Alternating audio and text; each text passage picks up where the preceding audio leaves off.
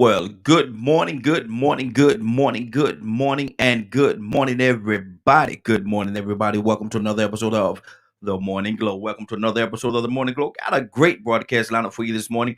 Got a topic that we're going to talk about, and I want to hear everybody's heart on this particular topic right here. And hopefully, everybody's going to have their own perspective, and they're going to come from their own place when dealing with this particular topic. But before we go another step further, I got to say good morning to my brother from another mother, but we got the same father. This is Captain Leonard. Good morning, sir. How you doing this morning? Good morning, Ryan. Good morning, Glow family. They get you every time, man. Catches me off guard. Leonard, man, I need to ask you the question before we get into our topic, man. What's going on in the political world this last few days, man? And- Man, of course, there is more information coming out as it relates to, various COVID vaccines or what have you. But more important is the efforts to still suppress the vote. Mhm. And they were successful in passing bills that requires even more information regarding absentee voting. And this is one thing that activists need to be aware of, and they need to start planning now on how we're going to fight back against this issue. The process for absentee voting used to be pretty much you request a ballot and you send that ballot back. Simple as that. Now there is a requirement that identification be required for absentee votes. Now, if you think about it, what that means is either you're going to have to send in, I believe, some type of identification with your ballot. Now, that would tell you that there's going to be a need for a system, paper copies, or whether they have a portal online, which I doubt. They're going to do everything they can to suppress the vote, and this is why they want to change the rules for absentee voting. Because absentee voting, what people have to understand, is not just used by elderly people who cannot get out to vote, or people who, for some reason, don't have access to the polls, which is in itself is a travesty in America. Exactly. Because this is one of the things that they've done to suppress voting: close polling places. So, think about your children when they go to college. They usually have to vote absentee. Think about people in the military. Yes, sir. We used to would have to vote absentee. We have to request ballots to vote. Now you want to make it even harder for some reason to come up with some process where someone sends in a paper ID. These types of things are used to discourage people from voting. Because think about it, you show your ID at the polling spot. That's the whole purpose of voting in person. The absentee process was that you would send in your information, just like if you were registering to vote, and they would verify your information.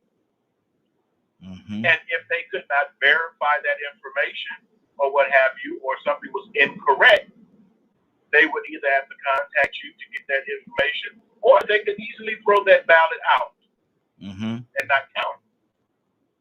So when people speak of which political side of the coin you need to be on, you need to be on the side that promotes democracy and rule by the people. So those are the things that I'm most concerned about in the political arena. Of course, we have our other things that are important. For instance, there's a lot going on with climate change and us getting back at the head of that table as it relates to the environment and getting back on that worldwide council. We are also still very much involved in around the globe as it relates to sanctions and things like that on such countries like Iran or what have you, and paying attention to those things that other nations may be doing to further their cause as it relates to destroying other people, going to war, increasing their boundaries. Prior to the previous administration, we were using a more political way of dealing with folks we had disagreements with. Yeah, yeah. So now we have to reassure, and it's glad that the people around the leaders around the world realize that America was not at its best the last administration. At all. So they are now understanding, yeah, we had that problem, but America still wants to work with everyone for the good. And we do know we have some horrible corporate interests going on. So in understanding how we're going to fund another recovery for America, basically, which has led to this huge bill. I hate the fact that it's even related to COVID, but COVID is the priority. Yeah. At this present time, so absolutely. Those are the things. Yeah. That's good. That are interesting. Now, what has come out, if any, in light of this whole Tiger situation? I don't follow. Okay. I don't follow. I'll be satisfied next time I hear him speaking about the situation. Do you think? But I only want to hear what he has to say. Do you think publicly he will? I'm not sure. Okay. I'm just not sure. Tiger's not been that type of person.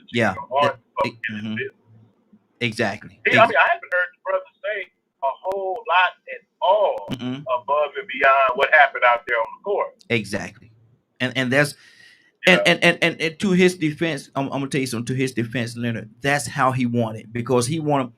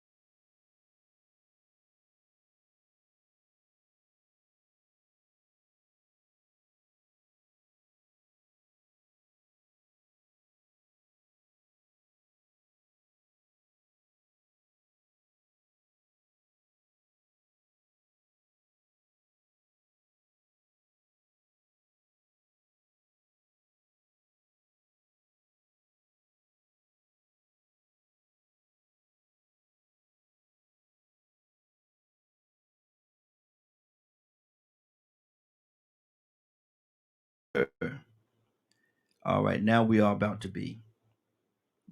Now let me get this here. Now we're back up and running.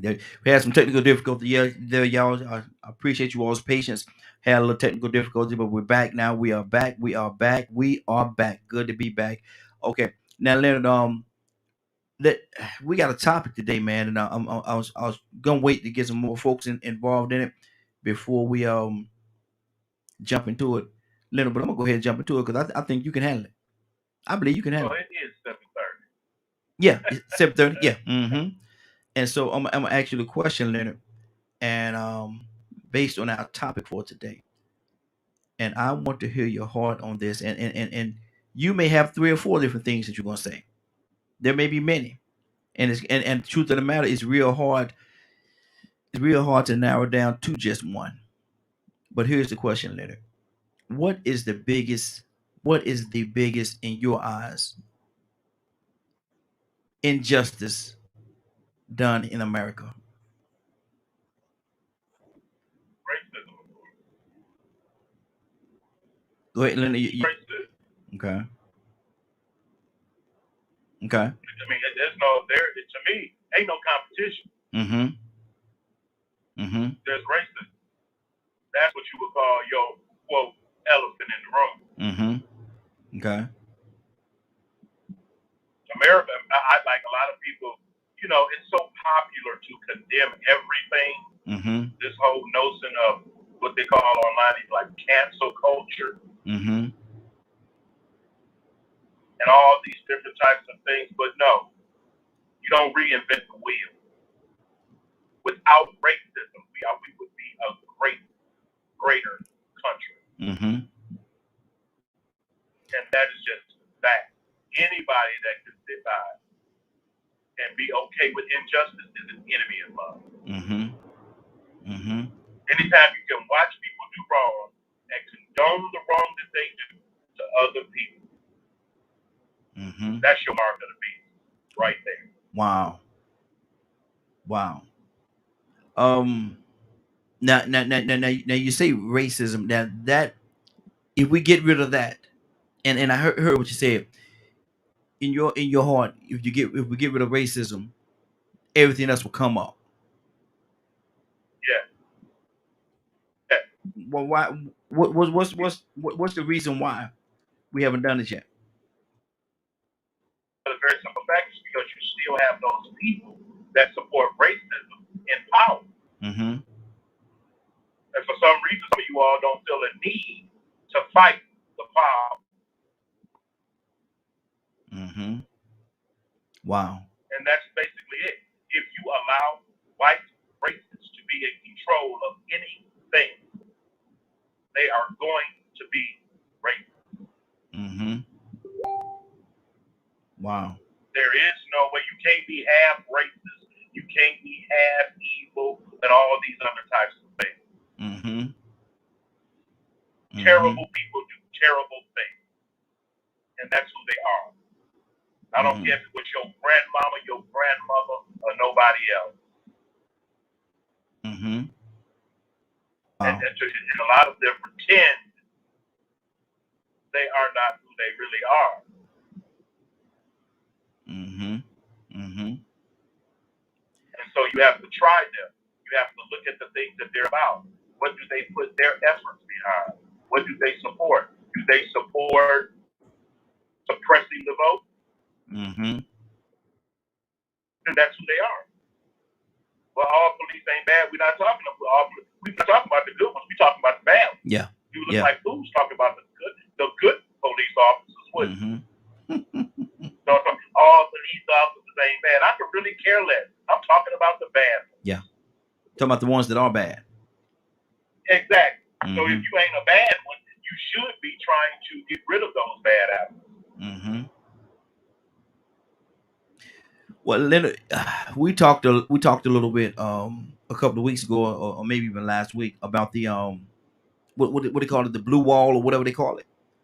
Yeah, I've heard of it. Yeah, blue wall of silence or whatever. Yeah, and how they don't come together and they don't snitch on each other. And to me, we said that the police, the force with the ideas and stuff like that in place, that's like a gang. That's like a gang mentality. I'm not gonna snitch on my boy. It's no different. Mm-hmm.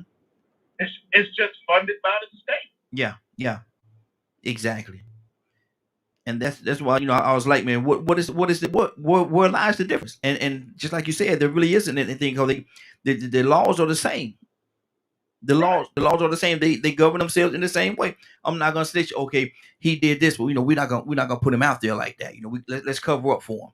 You know, we can't let this happen to him, or we can't let that happen to him. Well, come on, man. You're supposed to be the law.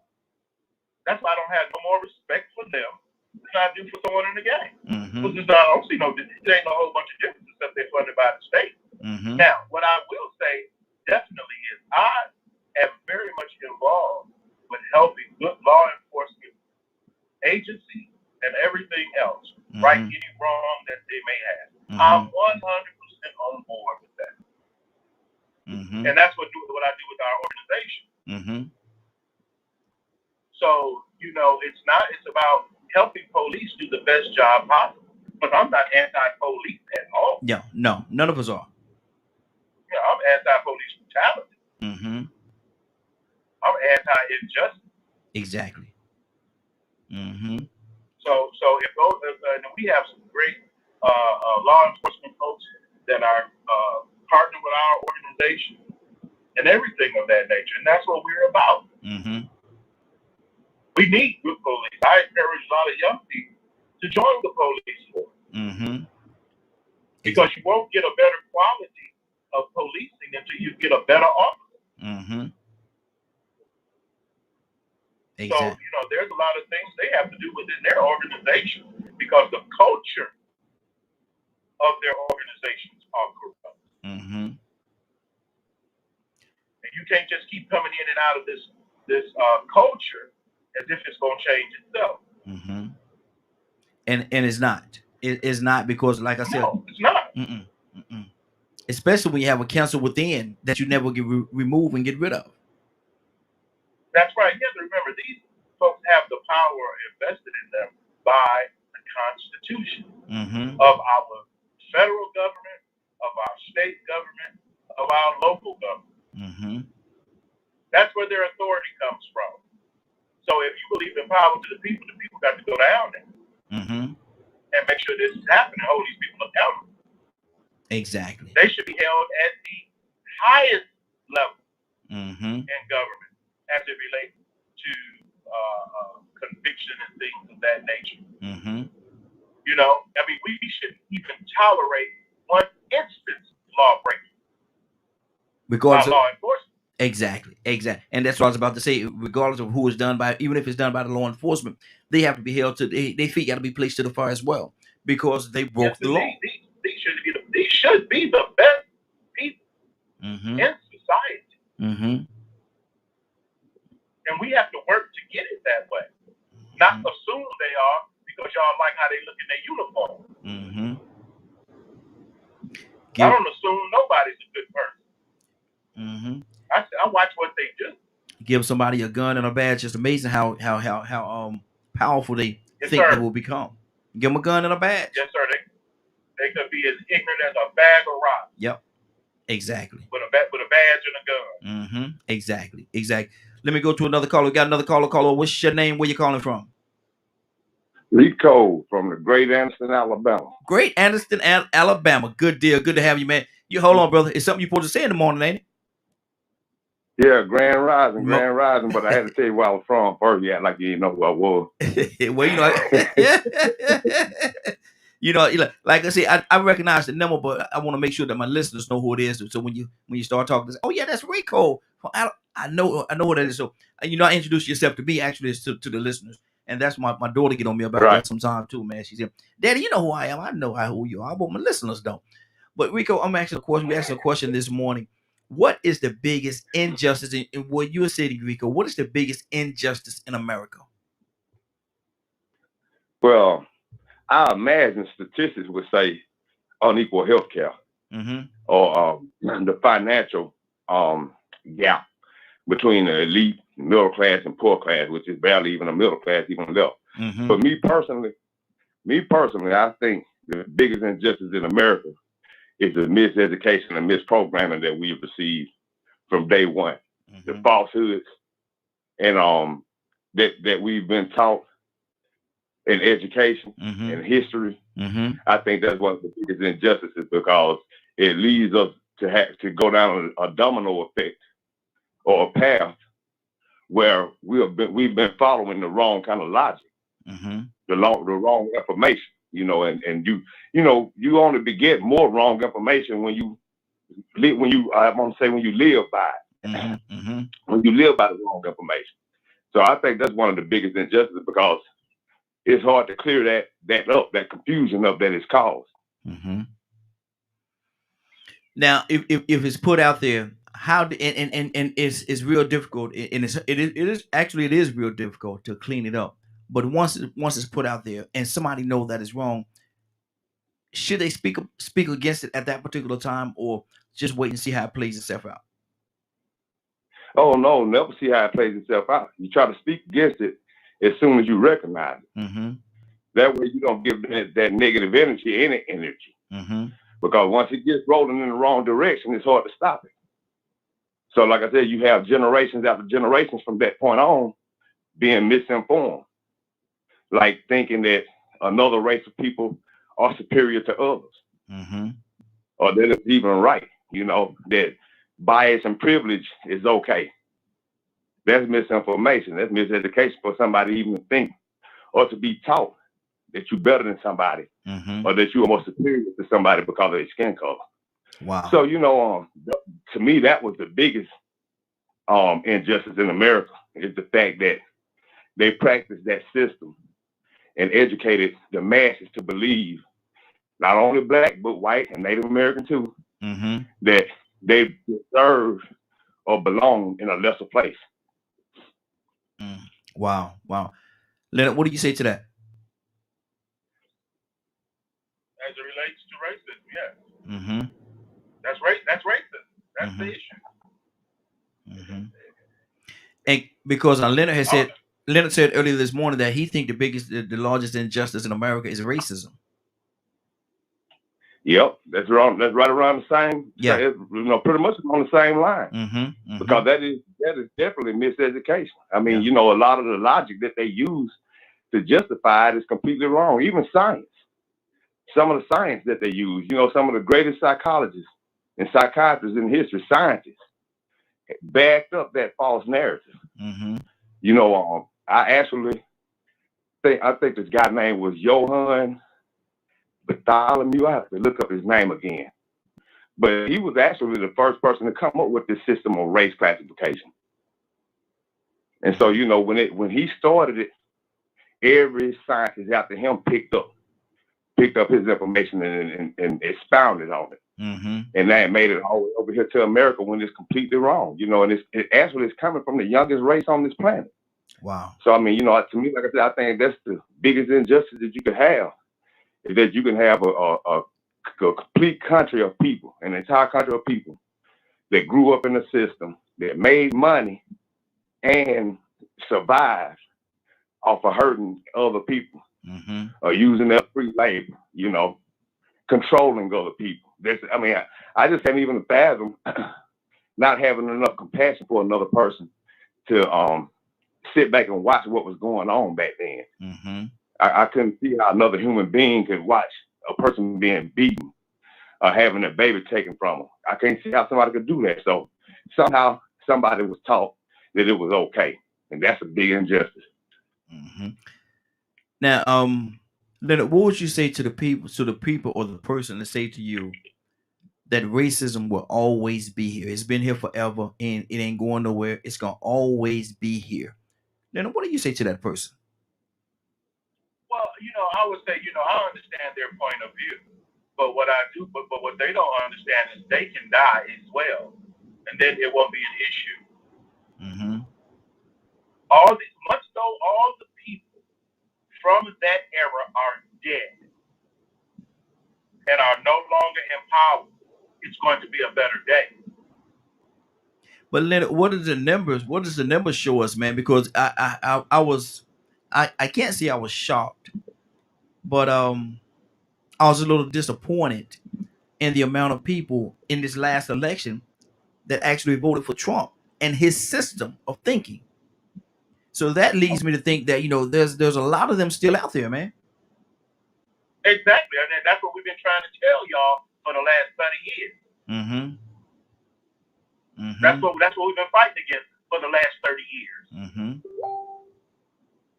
I mean, it's not going to, you really haven't brought the fight to a level that it needs to be. Now you see the sides are almost equal. Yeah. So somebody's going to have to put more pressure on somebody else. And while we are here, I just want to take a moment and ask for DKM for a moment of silence. We lost a soldier last night. Whoa. Who? Our big brother, Haroon. No, man. So every day I have to keep fighting. Every day. Man, he was our big brother. Yes, sir. Yes, sir. That's what he was about. His heart was just as big as he was. He wasn't enormous to me. But that brother was out, even with all his ailments. That brother walked the streets to make sure your kids were safe. He could have done anything, but he chose to give his life to his community.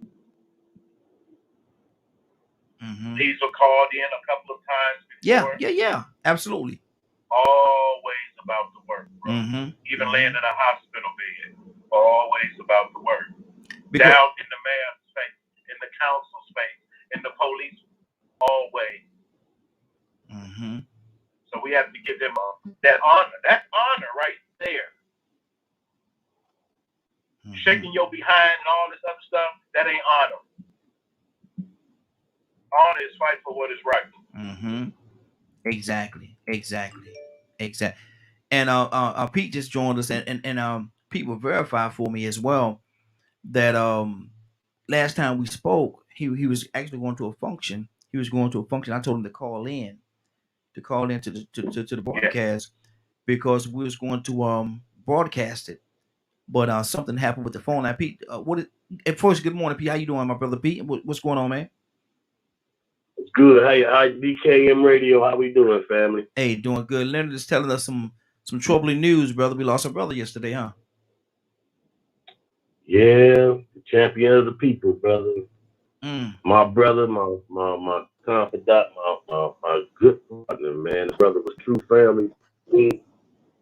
And the magnitude of who he was, what he was doing, what he was about. It would come out and be realized. We really lost something yesterday. Because like I was telling everybody, man, the last time he and I spoke, I told him to call in. We made a plan. We was gonna call in and we was gonna cover it on the radio here, what he was doing there in the fields. Right. But something happened with the phone lines, and he wasn't able to call. Yeah, that's when he went down to Butts County to confront the sheriff about the racial statements that were made, and we believe it was an unjust warrant that was used, and possibly some assaultive behavior was conducted with the individual who was detained. So he went down there to confront them on that. That was Haroon. Yeah. Haroon was about the work. He was about the people. He said he stood for what was right and fought against what was wrong, and he meant that. He was not chasing notoriety. He was not chasing money. And to know that brother, to know him personally, you would have loved that brother greatly. He was a huge man, 6'9", 450 pounds, but the brother was a big teddy bear when you really got to know him. He'd get on you if you were wrong, but he was a warm-hearted person, man. Come from the project in Chicago. And came here and had his experiences with the reality of inner city life, but he changed his life. He was a walking, living example. Wow. He go from the politic room to the boardroom to the courtroom, and he never lost his footprint in the street. Never lost his footprint. When I tell you, you have many activists and folks that want to do something, he was in it for real. Mm-hmm. It was not a game. It was not a show. Nothing to play with. Brother, I'm gonna miss that brother, man. That's went hard on me this morning. I'm gonna miss my brother, man. Yes, sir. Yes, sir. Yes, sir. Leonard wanted to have a moment of silence, man. Let's do that right now.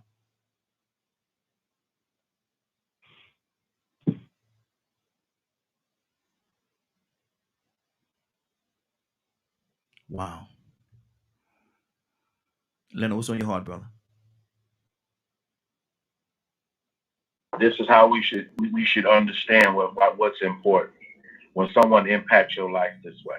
Mm-hmm. Not to just talk about them and raise rumor about them, but to give them their honor when they do. That dude was doing something that deserved honor. Mm-hmm. Not like a lot of other people, just running around, just trying to make their name great. Mm-hmm. Like you say, that brother went and confronted issues. Mm-hmm. And as activists, that's what we do. And it would be a shame for me to not say anything. Mm-hmm. It would be a shame. Because one thing me and Haroon always talked about is what a shame it is that folks won't stand up. Me and Haroon would stand in parks with gang members to try to teach them their stake in this thing we call community. To get these brothers to understand that we need them too. Mm-hmm. And he would do that. He would try to get people out of gangs and say, why don't you do something good for the community? Mm-hmm. That's huge, man. And not only tell them, he said, come walk with me. Mm-hmm. Well, they could walk with that brother if they wanted to. Exactly. To change their lives. So it was not just he was standing up against the injustice. He was helping other young people from those lifestyles change their lives and be about something positive. So my shout out to the street groomers. Yes, sir. Man, don't y'all stop doing it. Don't stop doing it. Mm-hmm. Keep it alive. Keep it alive. Absolutely. Absolutely. Rico, what's on your heart? It sounds like this was a powerful brother, man. You know what I'm saying? All I can say is all honor to him.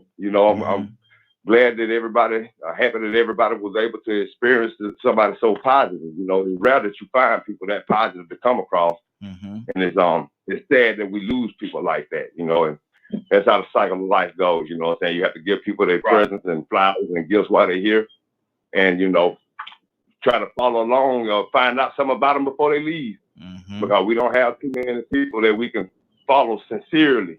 And I don't even want to say follow, walk side by side with. Yeah, that's right. Mm-hmm. That's right.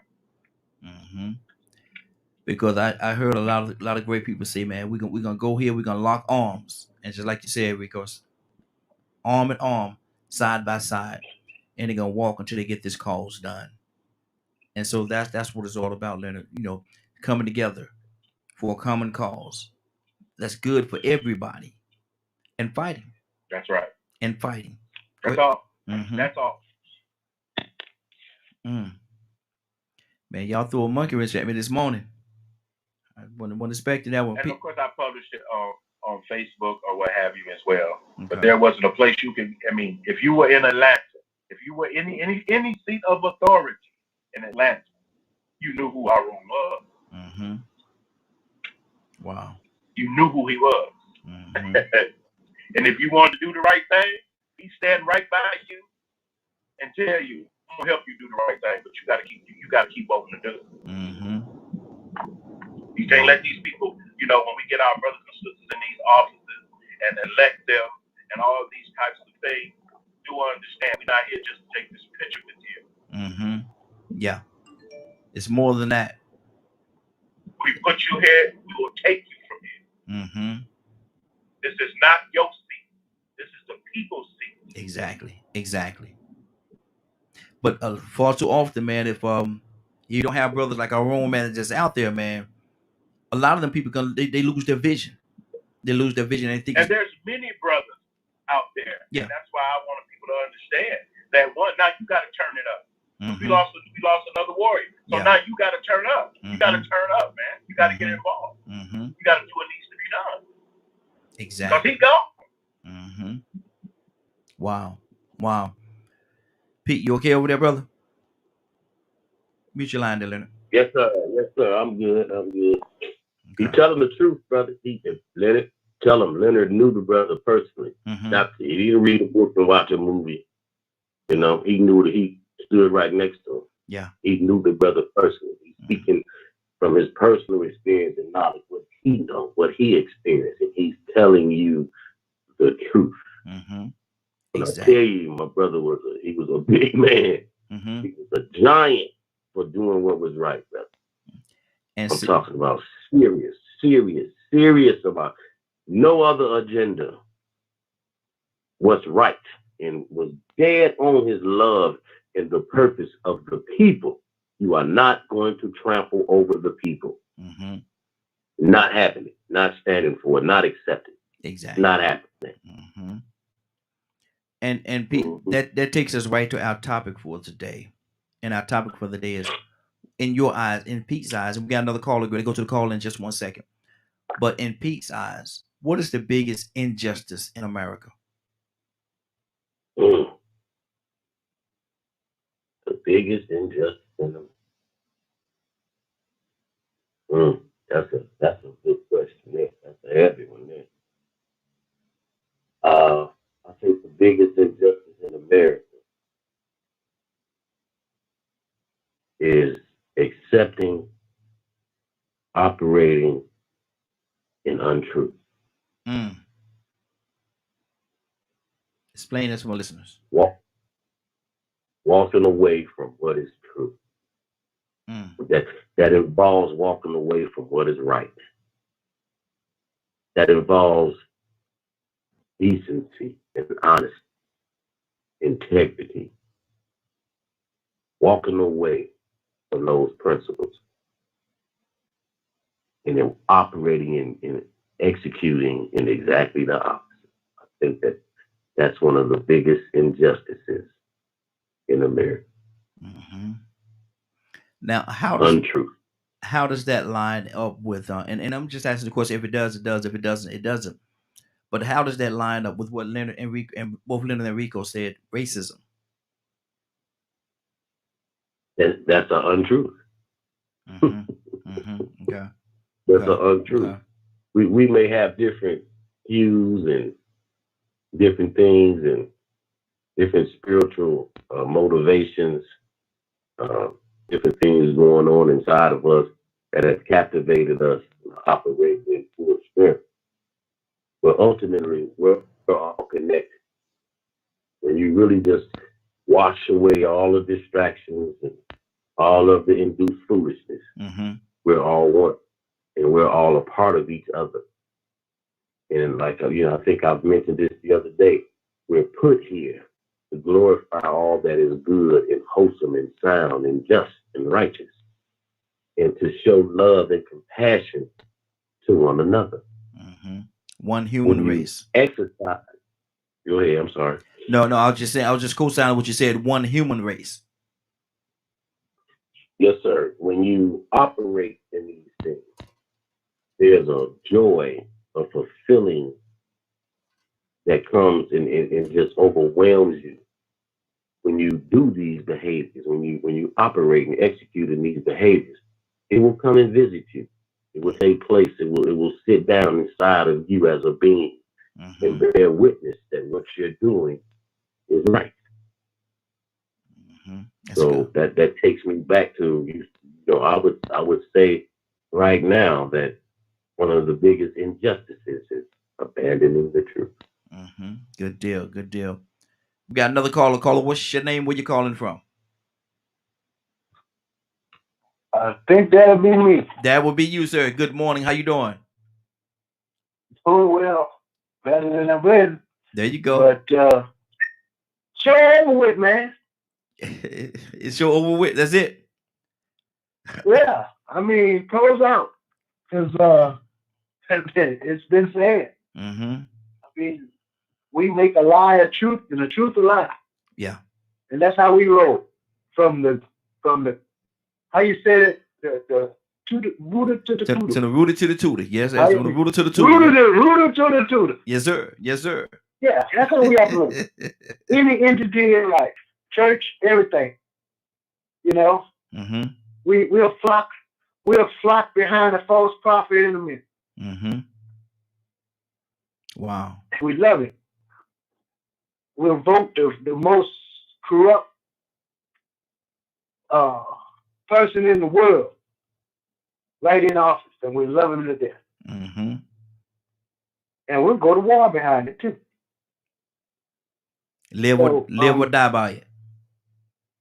Everything that is godly, we'll crucify it all over again. We show the same mentality of the people that said, "Give us Barabbas," and they said, "What you gonna do with this Jesus that y'all calling king?" Well, we're gonna tell you what to do with him. Crucify. Same crowd. I don't know. Maybe it was the same God. I don't know. Out of all he did, and I'm just saying, if there was a reality of, and there is, God manifesting himself in the flesh, will kill him dead. Because we don't want that. We don't want to feed the hungry. We don't want to clothe the naked. We don't want to take care of widows in their afflictions, orphans. We don't want to do none of that. They all can go to hell. Righteousness out the door. Who needs it?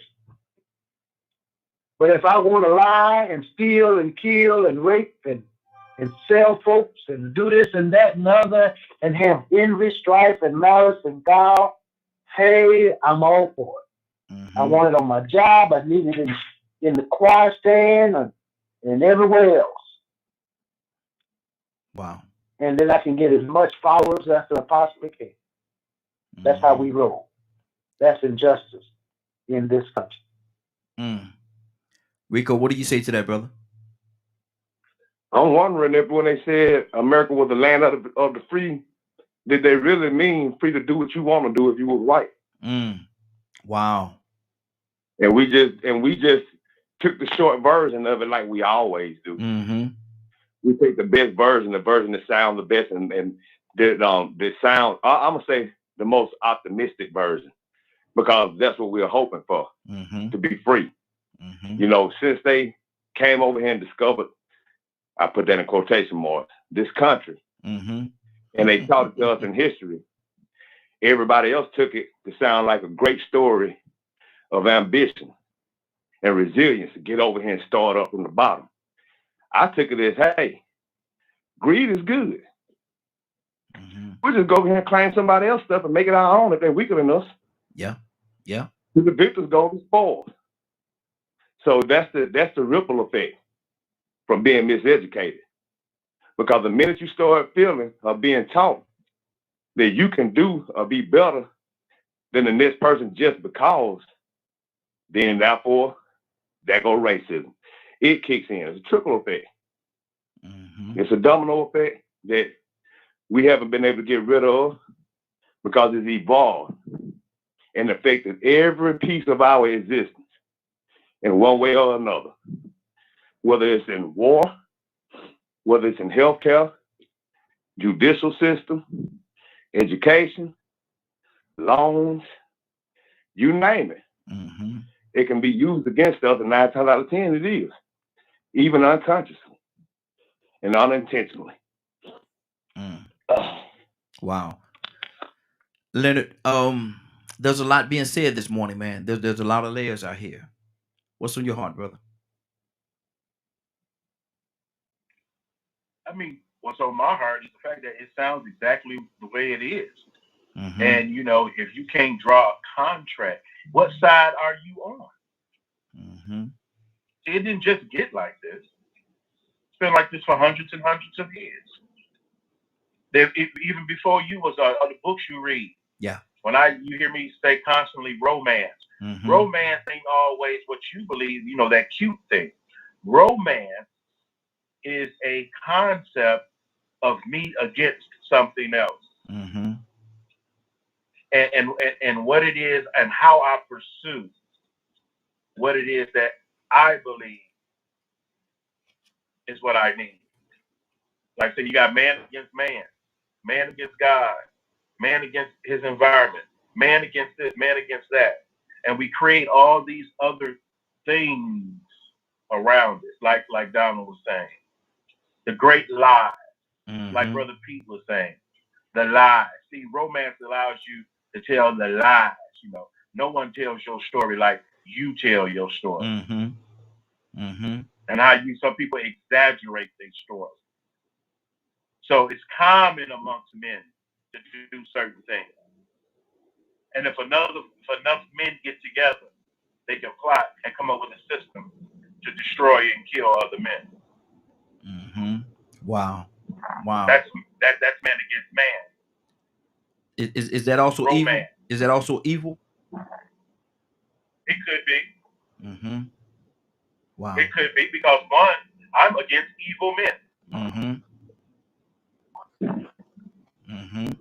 Against evil men.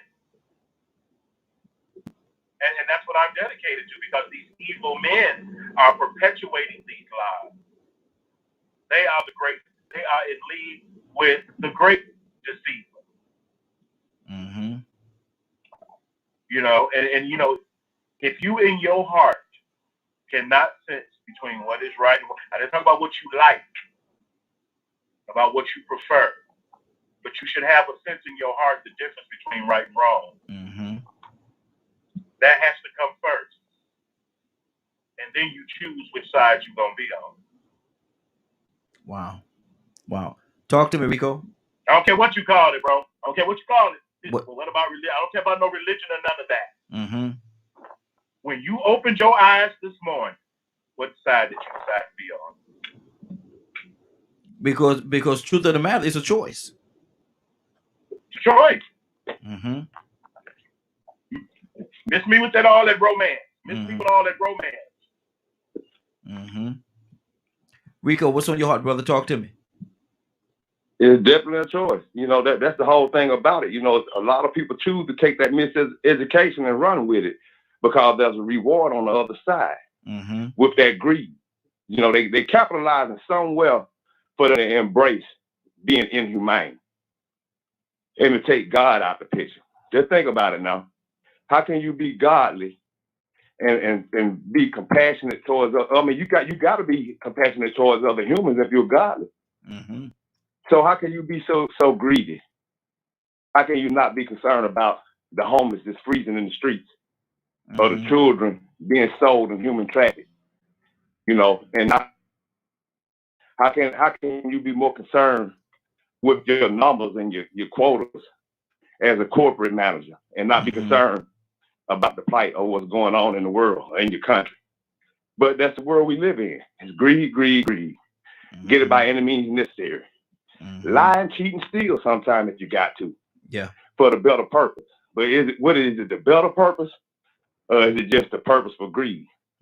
Because if somebody is suffering or losing on the other end, it ain't the better purpose. No. It's only better for you if you gaining from it. And that's the world we live in.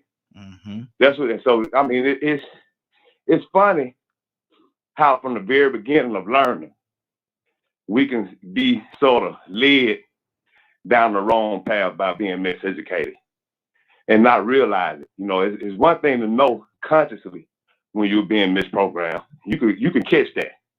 But what about when you're looking at TV, when you're listening to music, the things we look at as entertainment that is all educating and programming us, not just programming, but exposing us, informing us of things that we may not have been familiar with, but it got our attention, made us interested. So let me find out what this is they're talking about, and all they take is a thought. Once you get that energy and that thought in your mind, it ain't gonna leave. You might dream about it, but you ain't been thinking about it all day. Exactly. It pop up in your dream. So once it enters your consciousness, you might act out on it and not realize that you are implementing this same negative behavior subconsciously. Yeah. But that's the ripple effect from learning the very first dysfunctional learning that we have. I mean, we're living in a chaotic time right now. And it's funny. I don't know if we have a middle ground, because sometimes I can look and I can say, you know what, man, we headed in a better direction. Mm-hmm. I'm seeing all these black people getting their own businesses, everybody being their own bosses. I ain't never seen it like this, man. I'm starting to see black, greatness. Mm-hmm. Black girl magic is working. I'm liking what I'm seeing. Then I turn around and look at the other end of the spectrum, and I'm like, oh man, wait a minute. We ain't gonna be able to counter this soon with too much longer. Yeah. So it's really hard to say whether we're progressing or going backwards. Or like that gerbil on that wheel inside the cage, running hard as we can, but getting nowhere. Running hard as we can. For the poor. Yeah, exactly. Let me go to Donald Tucson and Badger, ready to come to you, brother. Be on standby. Coming to you next. Donald, what's on your heart, brother?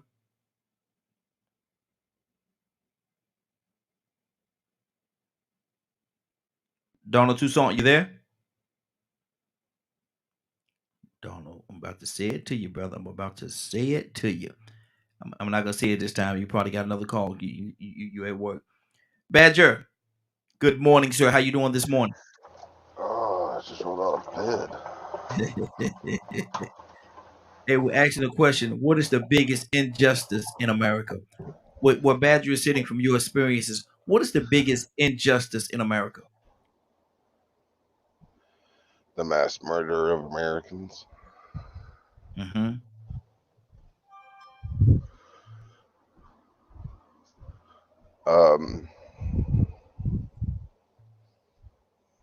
So how in depth can I go with that? Go with it, brother. Go with it. This is the Morning Glow. The genocide to, my brother and sisters, Native Americans across the board. Mm-hmm. The murders done to,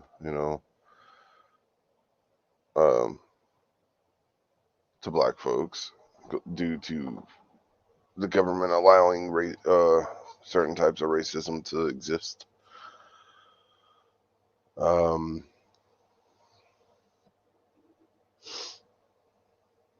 Man,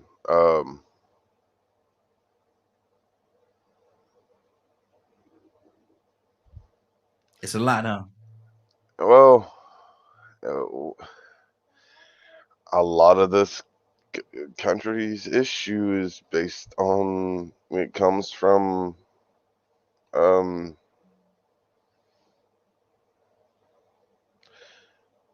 having religion and state pretty much hand in hand.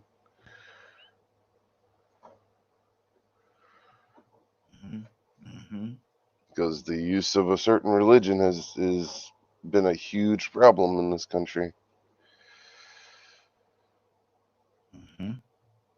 Now, I noticed I said the use of a certain religion. Yeah. Mm-hmm. Okay. Let me go to Donald. You back with us? Tucson, you back with us? Talk to me, Leonard. Like I say, man, you don't get too far outside of racism. Mm-hmm. Racism is the issue. Why you can resolve the majority of all of your issues? Why isn't it realized, though, Leonard? Get rid of racism. Why is it realized, or is it realized? Because you had the people who wanted it to happen. It is a strategy to dominate everyone that is non-white. Mm. And those folks who were interested in that, they brought the most guns. And guess what? Who has the biggest war machines in the world? America. Those people. Mm-hmm. Mm-hmm. This is why America is so respected. Mm-hmm. It's because too many people don't want that fight. Yeah. You got Russia, you got China, you got those who sit at the security table, the UN Security Council, mm-hmm. right? Mm-hmm. Those are made up of the largest armies in the world. Yes, sir. Call and mute your line for me. So Cassandra. Yeah, absolutely. Hold on, Leonard. Cassandra, meet your line, Cassandra. There you go. Go ahead, Leonard. Sorry about that. And and we got to quit acting like it's so far beyond our imagination. Mm-hmm. That part of the problem. Mm-hmm. When people sit back and look at them as you're a human being too. Yeah. The same thing that they're doing on that scale, you're probably doing on your scale. Same mentality. Mm-hmm. Wow. There are some people that go out their house every day and start messing with other people. Mm-hmm. For no reason. Sometimes before they even leave their house, they punch their wife and the kid in the face. Mm. Same mentality. Mm-hmm. That bully, what they call it more popular now, is that big bully. Mm-hmm. You know what I'm saying? That bully perspective. Mm. If that's anywhere in you, you can't say you're so much different than somebody else. Yeah. Yeah. You can't constantly believe that you beyond the capacity to do wrong. Because you're not. Exactly. Mm-hmm. Look in the mirror. We all got that capacity. Mm-hmm. And now you got people sitting, I don't know how. Yes, you do. You know exactly how it happened. You know exactly what it is. Because soon as you get mad, what do you do? Mm-hmm. Soon as you want somebody else's woman, what do you do? What do you do? Mm-hmm. Soon you think somebody done you something so wrong, what do you do? Same thing. Mm-hmm. Like I ask people all the time. You got a lot of people, they're not against injustice when it's something that they prefer. See, I believe in everybody being treated the same, regardless of how I feel about them. Mm-hmm. Exactly. I can go along if you treat everybody the same way, sure. But even the worst criminal is entitled to what I'm entitled to. And see, Leonard, that's what I say all the time. And people look at me like I'm a little strange when I say this.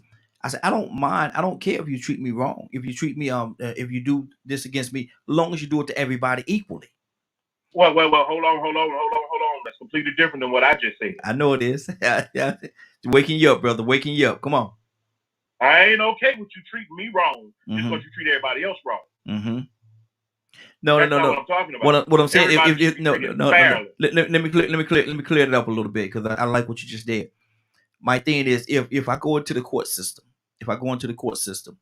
and I have committed a crime and I'm punished for that crime, my thing is, don't punish me any harshly than you're gonna punish anybody else. Let me clear it up, because if somebody else coming to the court system that have committed the same crime that I committed, I expect for what you gave me for you to give to them across the board, equally. That shows you don't know a whole. Like I said, that's what people need to understand. That ain't happening. Everybody know it ain't happening. And some people okay with it as long as it happens to other people. Yep. And that's my point exactly. It's not happening. And until that happens, we still got a lot of work to do.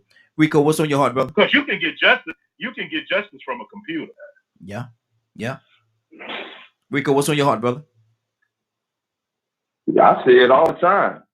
We black people are the biggest key components to the success of white supremacy and racism anyway. Because we unconsciously promote and practice the same tactics and behaviors that they practiced on us in the past. It is a way of life right now. And we don't even realize it. I say that about that unconscious behavior.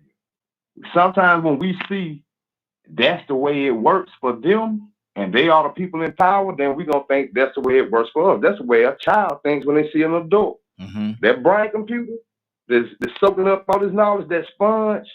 They see grown folks acting a certain way, and they think, well, that's what I'm supposed to do to obtain what I want to get, because that's what he did. Mm-hmm. And so that's what happens. We come from a place of manufactured inferiority, and wanted to have some kind of supremacy, or not even supremacy, just respect or control, or just, to be able to handle our households when we got back home. Mm-hmm. And, any little disrespect you got from your child or from your mother, you probably resorted to the actions of the slave master. Mm-hmm. Mm-hmm. To get some order, Now, the thing is, when you go and start looking at the other implementation, I'm going to go back a little bit. If it wasn't for sugarcane and cotton resources, America wouldn't be where it is now. If it wouldn't have been for slavery, America wouldn't be where it is now. But America built this riches, this wealth, off the back of a practice, off of a system that didn't. The only way it included us is that we were the most valuable part of it. We were the labor. Mm-hmm. It wouldn't get done without us. Yeah. So America became one of the youngest countries on the planet and became one of the richest and most powerful. Mm-hmm. The biggest, to me, like I said, this unconscious behavior that we have. We are trying to succeed in a system that wanted to benefit off of us. Now we want to succeed off that same system benefiting off of us. Mm-hmm. And that don't sound too right to me. That sounds sort of dysfunctional. That we follow along with the same culture that was against us at one point in time. See, we don't practice the same marriage practices that they did in the past. Our ancestors practiced. Mm-hmm. Our way of family. It's not that this marriage system that we're going. This is European stuff we're doing, mm-hmm. and we have conformed to what we think is normal. This is not normal. This is what not the people. This isn't what the people that were brought over here were practicing before they came here. So how we still trying to adapt to another culture and make it normal the way it's supposed to be.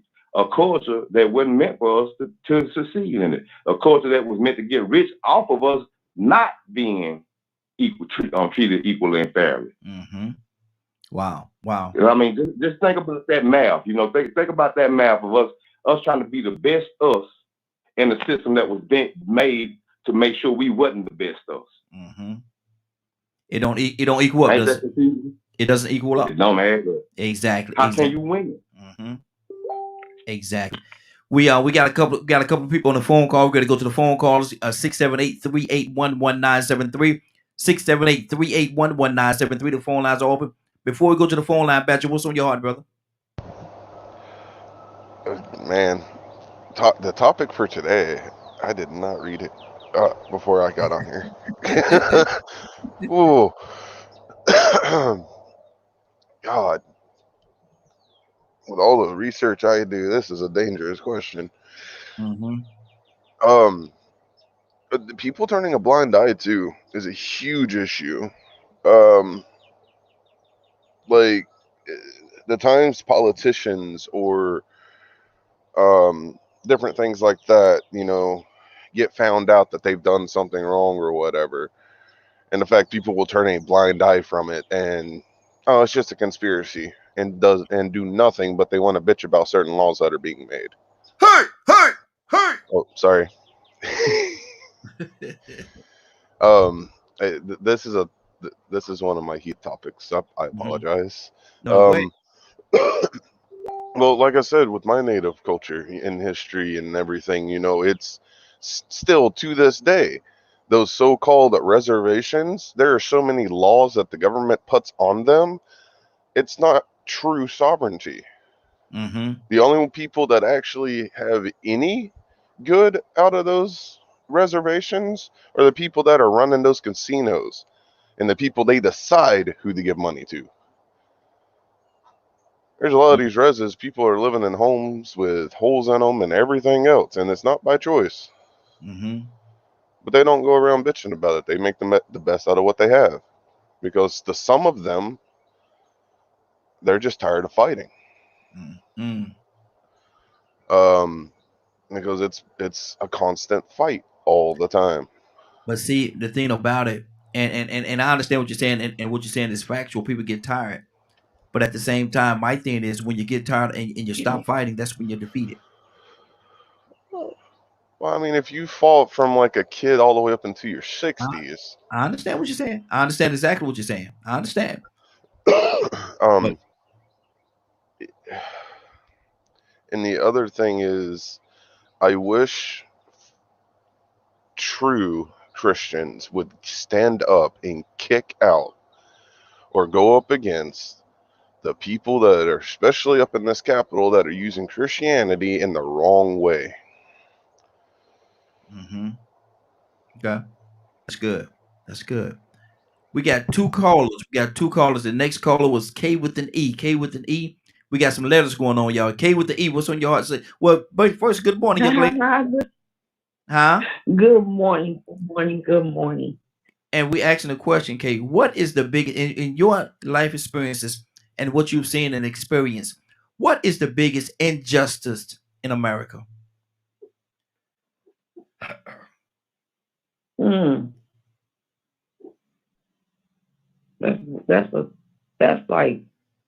That's a hard question. Which one do I choose from? Exactly. For real, like it's so much people are not honest.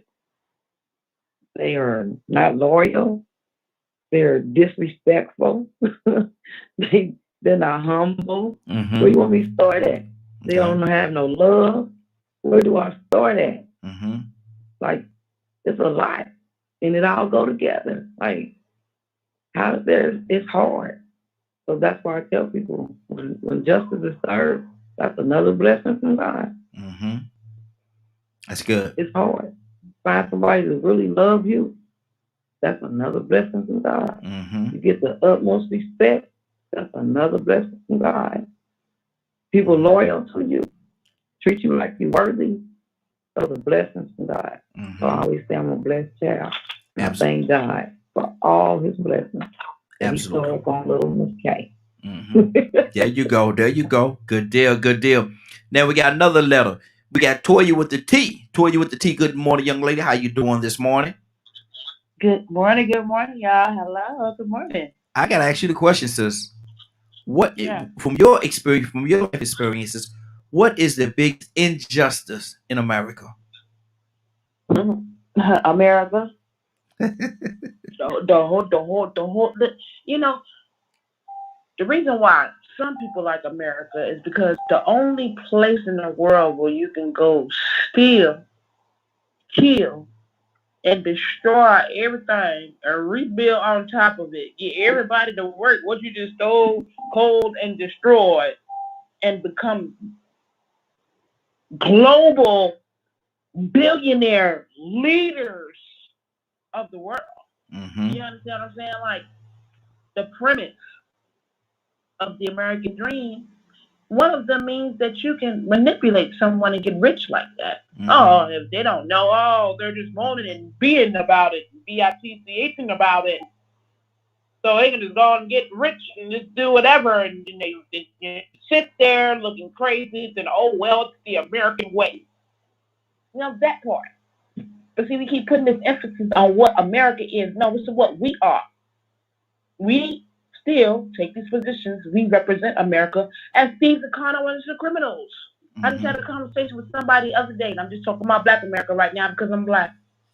Oh, we need 40 acres in the mule. We would have it if our uncles and aunties didn't sell it.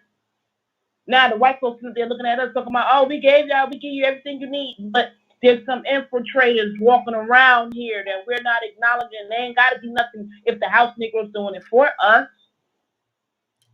So the injustice of America is American as a whole. You can get rich from owning slaves. You ain't ever got to pay for it. You can actually allow the fight of human rights, civil rights, women's rights, and everything else be called bitching and moaning. Excuse my language. Hey! Right? In America, because that's what we do in America, right? We don't live by the rules. Women gotta do this, that, and third at 12. Like, we don't really run all these other places' rules. We operate like this in America. But everybody wants to be like us, you know? But we are America. Whether it's the police killing us unarmed, you make America. You make the flag, you make the thread, you create the reputation that everybody sees. Whether you're the African Americans who are tired of fighting and just decide to just be a rebel and do what you want to do instead of operate with the world, Well, you make America too. So do you, Mr. White KKK man. So do you, Mr. Child Molester, and 1,000 other pieces of material it takes to build this great flag with all its colors and stripes. So, to me, you talk about America, it's the America as a whole. Because if every dream that everybody's running for, it ain't even a dream that we're looking up to that's operated out of values. It's operated what you can do, what you can get away with, and if they let you stay there. So, for me, being an American, it's like, hey, America in the whole is the real problem. Exactly. Leonard. Yes, sir. I pledge allegiance to the flag. Where do you go from there? I pledge allegiance to the flag. Where do Leonard go from there? Well, of course, I'm all about America. Mm-hmm. I'm all about America because that's what I am. Mm-hmm. That's what I was born and raised here.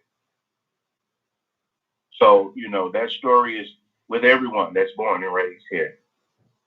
It's not what they are doing. It's what am I doing? Am I fighting against that same America? I heard something yesterday I read, and people need to change. And I don't care if nobody don't like it. All men are created equal. Mm-hmm. You have a problem with that? You mean me personally? Yeah. Nah. Okay. Mm-hmm. As long as we don't have a problem with that. Because I think I know where you're going with it. That's why I say no, but I'm going to listen a little longer. So I might step in a little bit and say, yeah, I do have a problem. But go ahead. I think I know where you're going with it. You think I have a horrible taste for racist white people? I'm a lot more critical on black people who insist on thinking about things and behaving from the white man's point of view. And we talked about this a little bit a few days ago. Is I think that's the idea that a lot of the Africans in Africa feel about us because we've adapted. Because it ain't like, but this thing about it ain't about no African. Mm-hmm. I'm talking nothing about no African.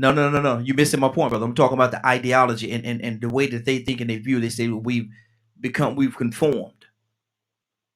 No, because they don't have a voice. Mm-hmm. What you mean they ain't got no voice? When it comes to what we talking about, when it comes to what we talking about, that's his opinion. Mm-hmm. I've had more black people say they less than I've heard white folks say it. Mm-hmm. I've heard black people constantly repeat these negative things over and over as if they were true. Mm-hmm. Wow. So all men are created equal. Do you have a problem with that? Mm-hmm. Then you got the brothers that, well, we ain't.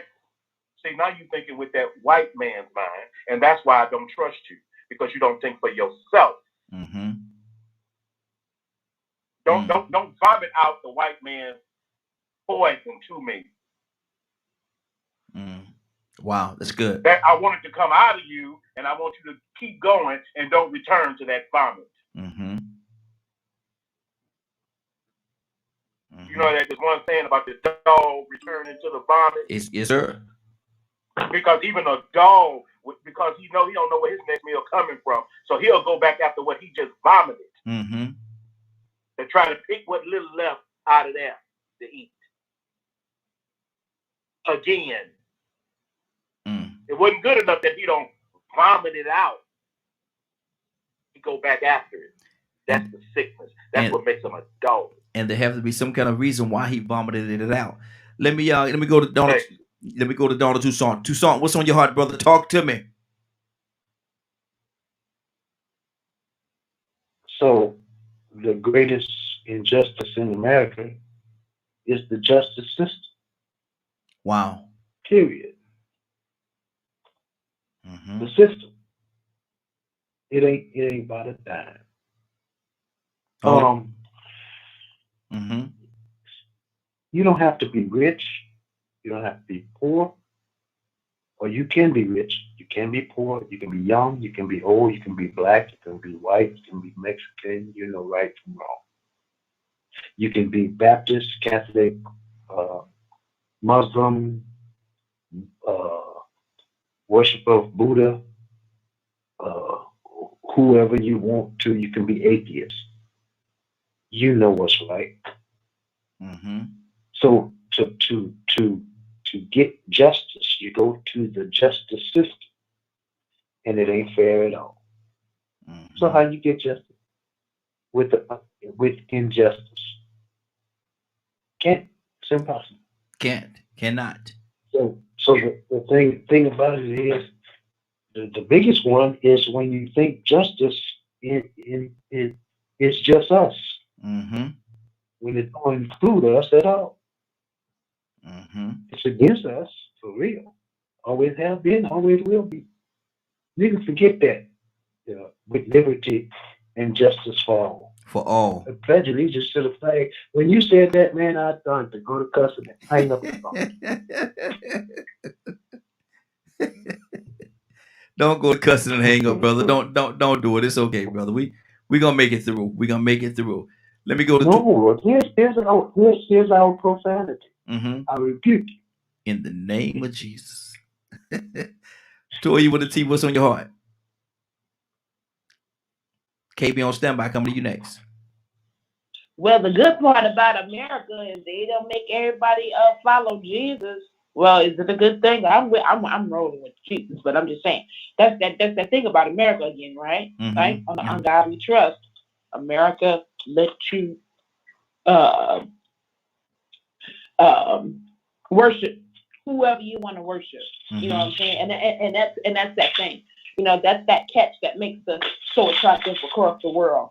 You know what I mean? These rights and rules and regulations, which are human rights, which are God-given rights, that men are no longer imposing on anymore. You understand what I'm saying? So, America is the epitome, from a human rights aspect, whether they were violated or not. But something I said the other day is that I think that, once the world gets their knee off the necks of Black people, that release everybody. That release mm-hmm. women, that release kids, that release gays, that release like whoever. You know what I mean? Like, because whatever this issue that we have is as a unit, I'm gonna say it as a unit because we're a corporation. Whatever system that's been allowed, no business system can operate out of the values that we operate off of, and that's the first thing that we need to understand. So with America being as powerful as it is, it's up to us as individuals to be able to notice, adapt this, and make change. It's up to us to be active. Even if things were one way, for example, slavery, we fought for change, we died for change, we moved for change. So again, once we just try to focus on, the revolution of this is humanity. It's not about color, it's not about rich or poor. This is humanity. The rights that humans get to have. That's what we're fighting for, and not that, and I'm just going to say the dictatorship when you want to rule everybody and everybody mm-hmm. rules under you. Mm-hmm. You know what I mean? So I just think that as a force, that's where we're moving as America. This friction we see right now, this is for the independence of everyone, not just white people, mm-hmm. not just Indians, not just Chinese, not just straight people. This is a fight. And we're striving to be a union that goes against the mistakes we made as humanity. Mm-hmm. And everybody needs to follow. If you steal, you get your hand chopped off, no, you ain't got to chop people off, but, there's a jail system.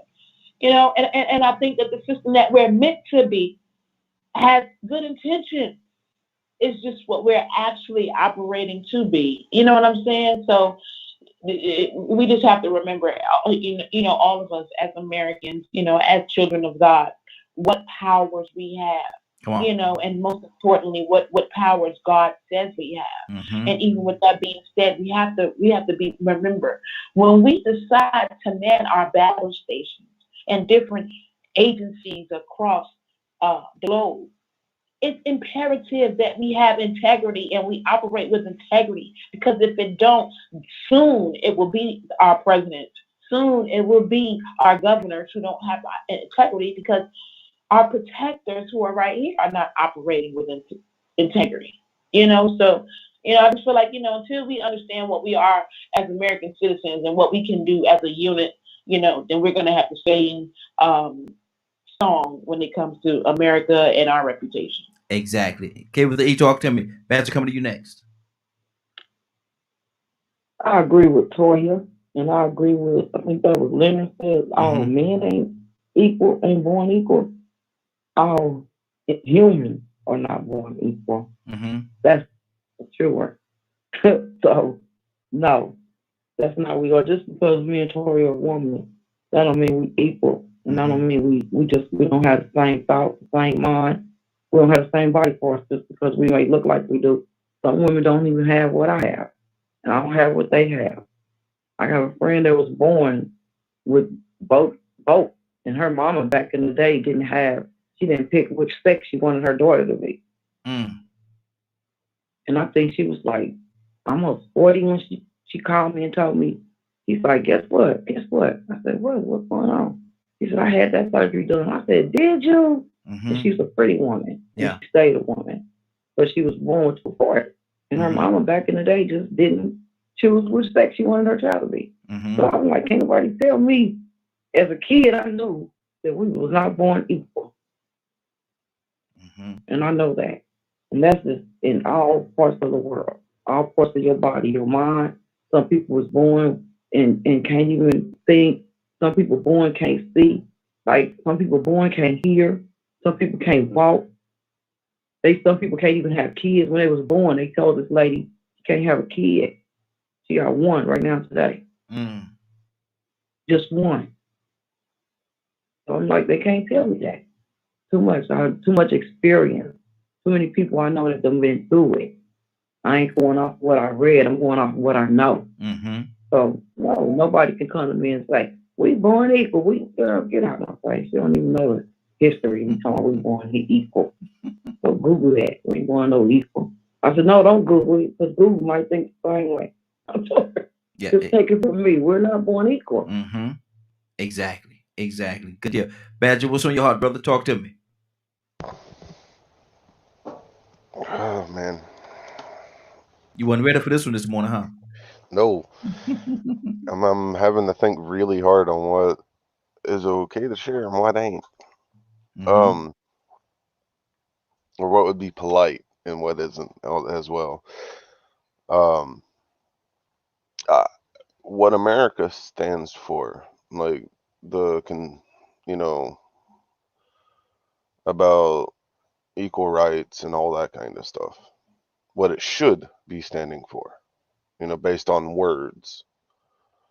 I very much, the actions just does not follow it at all. There's all these laws and things that, a lot of people should be following, including like politicians, law enforcement, the general public, that just aren't upheld, or taught, or all kinds of things. It's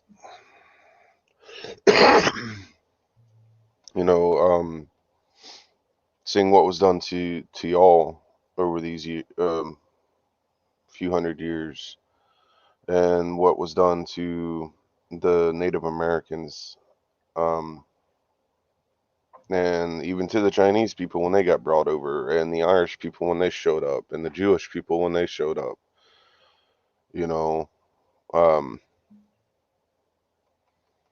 It's just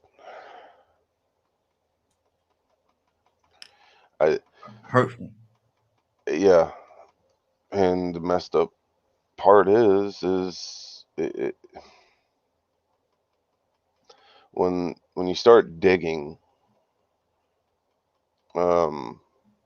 researching the people that were behind a lot of it and things like that, they all have, strangely enough, 90 to 95% of them have a common thing, which is thought process, for one. Don't know if they were truly sick-minded people or if they just did what they were taught. That part I'm not entirely sure. But they used what most people believed and claimed themselves to be one and used it to trick people, and people fell for it and allowed it to happen.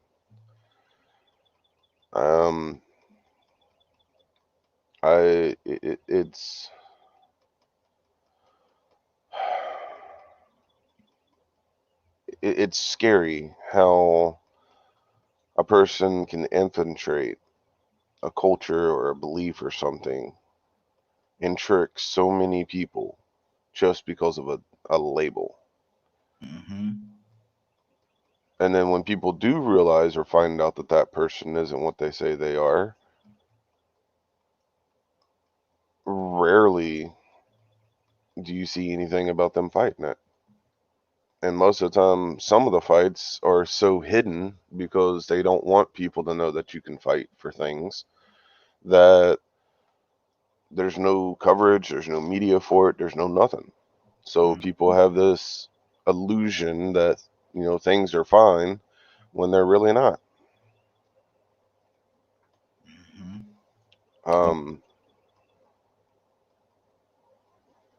Yeah. Okay. Rico, you there?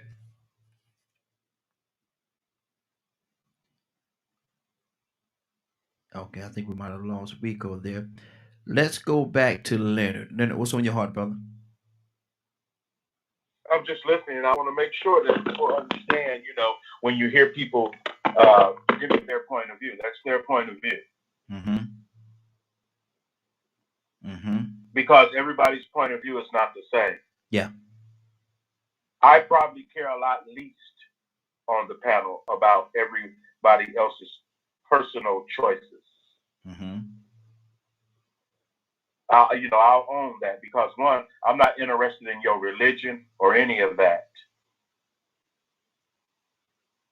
I don't care how you feel or how you like to eat, or that's your business. I just want you to have the opportunity to do that. It ain't Muslim versus Christian, because what you believe is Christian is a lie. It's not about what. So there's great things in religion if it teaches you how to respect your neighbor. This is a universal concept. Would you want someone to do this to you that you're doing to them? If your answer is no, you're wrong.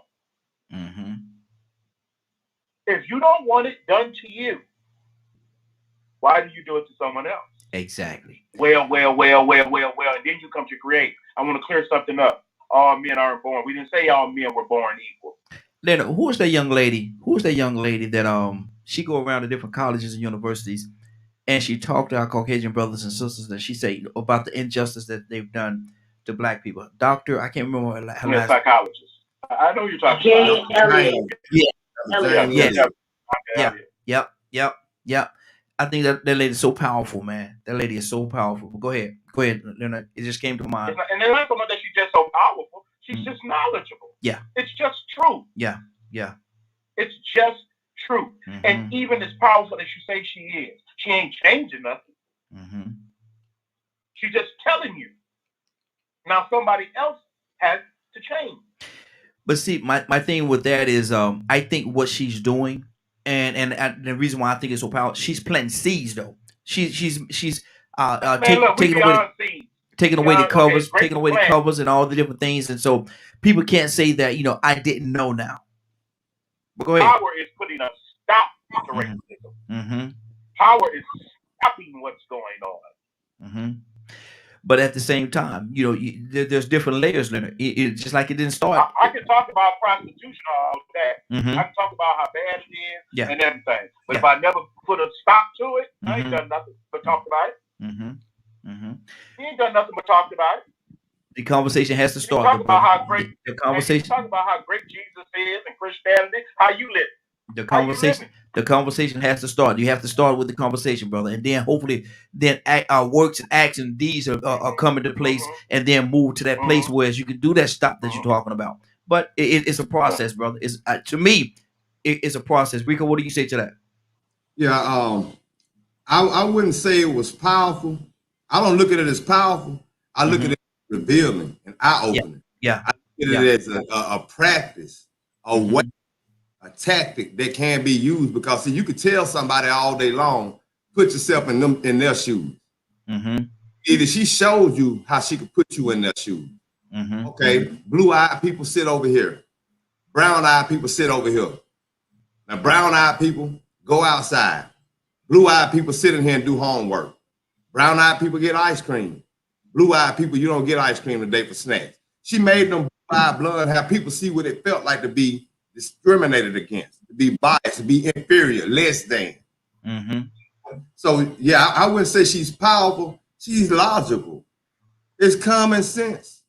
And we explain things like this. All I mean, listen, it ain't a day go by that you don't hear somebody say, treat people the way you want to be treated. She just put it in action. So if you don't like to hear it, your brain, your antenna don't want to work properly to realize what she's saying, then what we're gonna do, we're gonna show you. Actions speak louder than words. You see, that if that ain't no way to prove that actions speak, can you turn it down a little bit, bro? If that ain't no way to prove that actions speak louder than words, it ain't no other way to prove it. You know what I'm saying? I mean, but she really just showed you physically. Okay, because some people really just can't get it by thinking about it, so they have to lead by example or see, for example, for themselves, just the effect behind it, you know. And I want to go back, I want to modify what I said earlier about the injustice, you know what I'm saying? I said that about miseducation and misinformation, you know, and it all came back to racism. But everybody has a different idea about racism. You know, my idea is totally different from Leonard's and other people that might have an idea about racism. But I don't think black people, or well, maybe they can be racist, but it doesn't have the same impact. A group of black people couldn't have as much of an impact if they were racist against Native Americans or vice versa as when a white person got involved. So, you know, what I want to say the biggest injustice is, I want to say is white supremacy, because the colonizers that came up with white supremacy were the ones that came up with the biggest travesties when it comes to racism. See, it's not a Chinese person, a Japanese person, a black person, Native American in this country that can implement racism the way a white person can.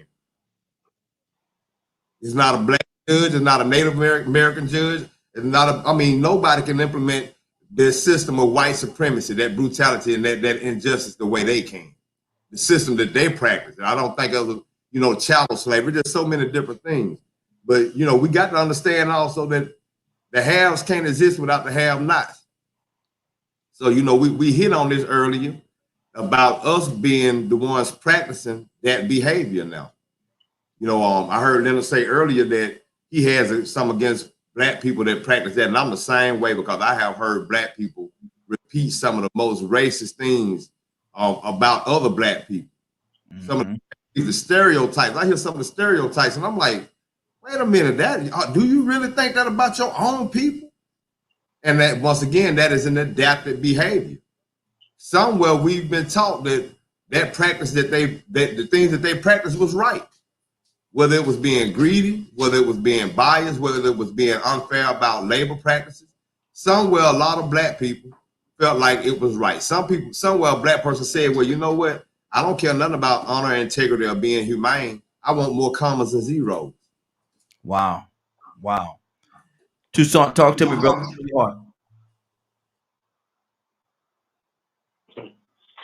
Man, some conversations sometimes we are unjust to ourselves. Because when they can't, check this out now, just me. If they can't do it to you, you know who they get to do it to you? Somebody that look just like you. You know, if they can't, just like this, okay, just use this for example. If they can't get drugs in your neighborhood, they'll pull one of somebody that looks like you off to the side, and they offer them a little piece of change, and they'll get them to destroy you, and then we start fighting in our own, talking about you in my hood. What hood? You don't even own the lane.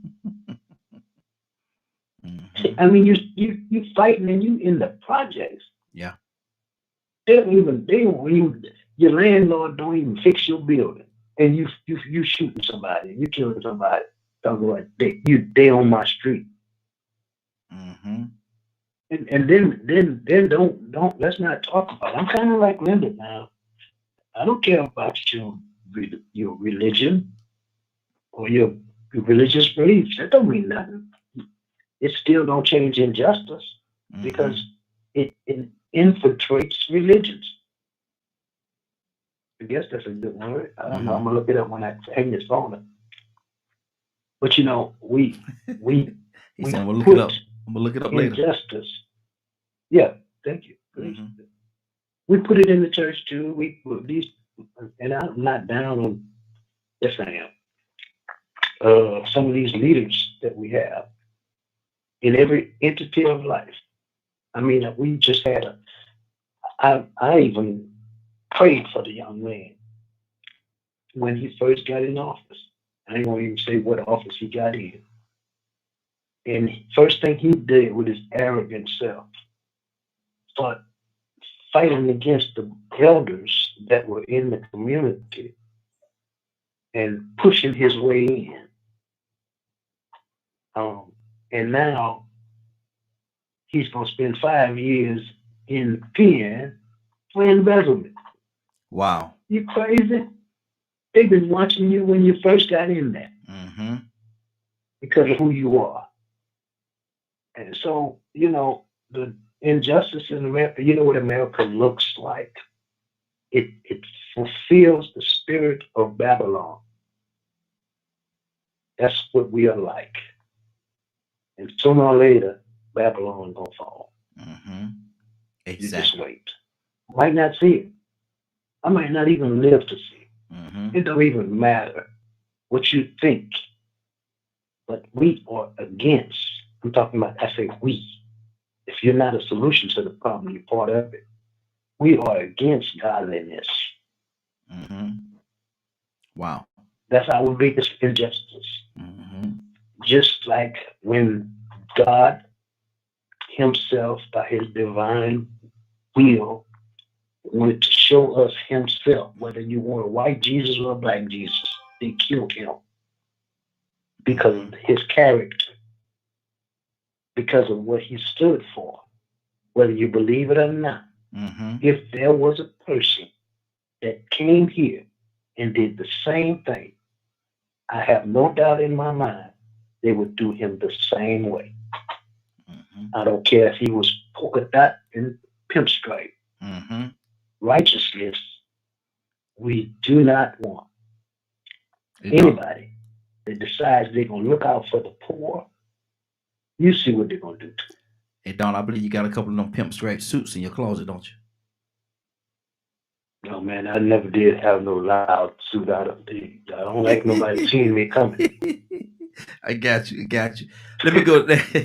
Let me go to K, and then we'll go to Toya with a T. And I want to ask y'all this question, and I'm probably gonna take it around again. But what happens to a child?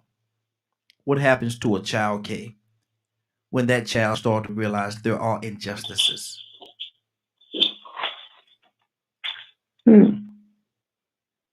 That's a good question. When they do something, or somebody in their family close to them do something, or something happens in their family, and they have to be, they're there to hear it, seeing their family members go through it. They can see it on TV or something all day long, but until it hit home, now they're paying attention to it. They tuning in. They looking up stuff, trying to figure out why they're saying this, what this means. It's all kind of stuff. Like, that's when they realize it. The system just ain't right. Like, the system's crazy. Like, anything can happen. Kids get took. for no reason at all. When they know it's a kid over there that needs love and tender care, and then they look at the system like, why did the system take them kids and didn't take them kids? And they learn it at an early age because of things that happen in their life. That's good. That's good. Toya with a T, what do you say to that, man? What happens to a child when they realize there are injustices? Well, I think a kid bounce back easier. You know what I'm saying? I think that why we go them labels again, trying to separate a child from a human, like they don't have feelings like an adult, and like an adult ain't nothing but an overgrown child.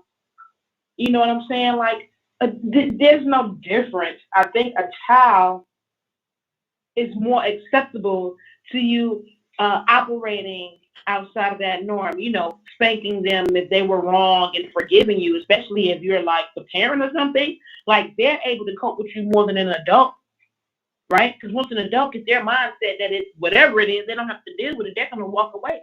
So oftentimes the children are the ones who are the most forgiving when you make a mistake.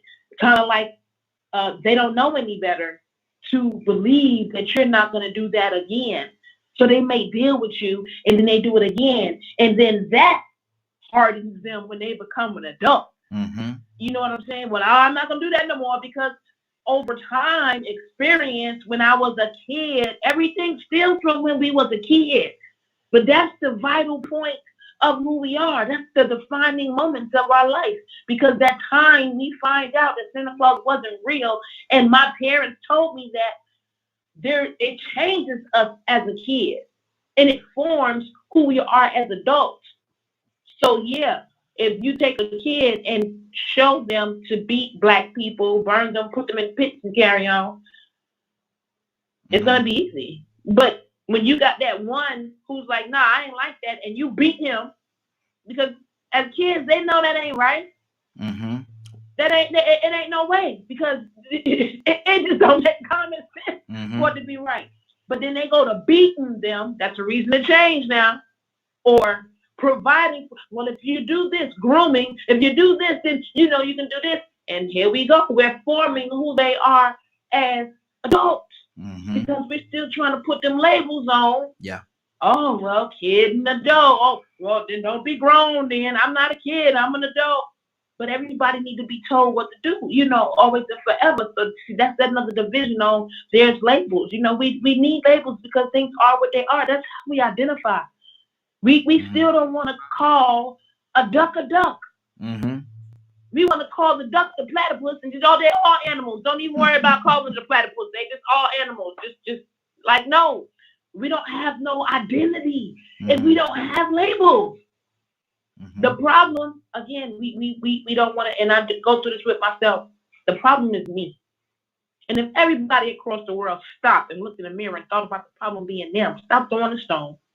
Look at yourself, what you've done. Look at what you've done in the past. I had this conversation with a man the other day. Oh, I know I'm a king, but I'm not a king. Well, you probably ain't one because you don't even want to do king things. You like doing the nothing. You like where you are. You like having the knowledge, but not operating off of it, but then think you're going to waddle on over here with me who trying to do something. I'm going to surrender to you. No, bro. So individually, we got to remember, the labels is there for a reason. When we set this stuff up, we understand structure and law. That's why we got labels and direction to help identify. Exactly. The only thing that changes the system is us. Wow. I got a question off the app over here. And Rico, I'm going to bring this question to you, brother. Wow. I don't know if it's a male or female. I don't know. But they say that... Look between the legs. Well, little like can you see between the legs? Change that now. These days. Wow. You call it what it is. Go get that. But listen, they said, hold on, let me pull it back up. I want to make sure I read it right here. They say, I don't date inside my race. I don't date inside my race. I like to date outside of my race. Does that make me a racist? Absolutely. That makes them have no self-respect for who they are. That's what I see. You have respect. When you look in the mirror, you must not really agree with what you see, because you have to. It has to be somebody that looks like you that is pretty acceptable to your standards as far as class or integrity. You know, but if you got a preference to date outside your race, that means you don't like your race.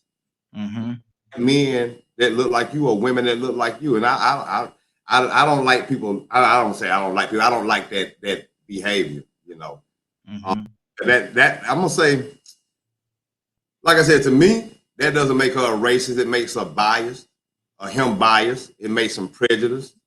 But to me, my definition of racist is, you know, a white supremacy, white supremacy. That's my and I just really came up with that and stood on it recently. I always felt like that in the past, but now I'm more adamant to say that, you know what I'm saying, when I refer to racism, I'm just referring to white supremacy, because we can do the same damage to each other.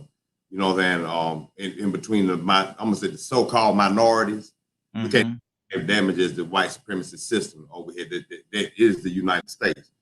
But I want to go back to that question you asked about what injustice does to a child. Donald Trump, I'm not able to take it on. I think about Cinderella. You know, she pretty much had conformed to the fact that her stepsisters were the chosen ones, the ones that were favored, right? I thought about that and that is the way that some people would react. But there are three reactions that you would get. Either that child is going to look at it and be like, well, you know what? Since they treating them better than me, they must be better than me. I'm going to treat them like they're better than me too. I'm going to honor that. I'm going to adapt to that, and I'm going to look up to them because they're sitting in a higher place than I am. And I understand my place. You pretty much being passive or submissive. Now, the other part of that is you can look at it and say, man, I ain't going for that. They put their pants on one leg at a time just like me. They're going to die just like me. And I'm fighting that. So that's the other side. You become aggressive and you fight that injustice because you know it is not logical. Then the other side of it is that you just ignore it and run from it and try to act like it don't exist. Act like you didn't see that injustice. Because we have those too that refuse to see the good or the bad of it. Man, I'm just living my life. Just let me pay my check and pay my bills and I'll stay to myself. So, you know, that's what you can create. That's what they will become younger. I mean, later on in life, they're either going to be submissive, they're going to be aggressive, or they're going to be non-compassionate, period. They ain't going to care at all. That's good. That's good. Badger, what do you say to that, to the question? And I'm trying to pull it back up, but what do you say to that question that the person on the app asked? This app going crazy today, but they asking all kind of stuff today. Badger? Where did they ask it? They say that they don't like dating, and I'm paraphrasing here because it's not before me right now. But they say they don't like dating people of the same race. Does that make them a racist? I don't think so.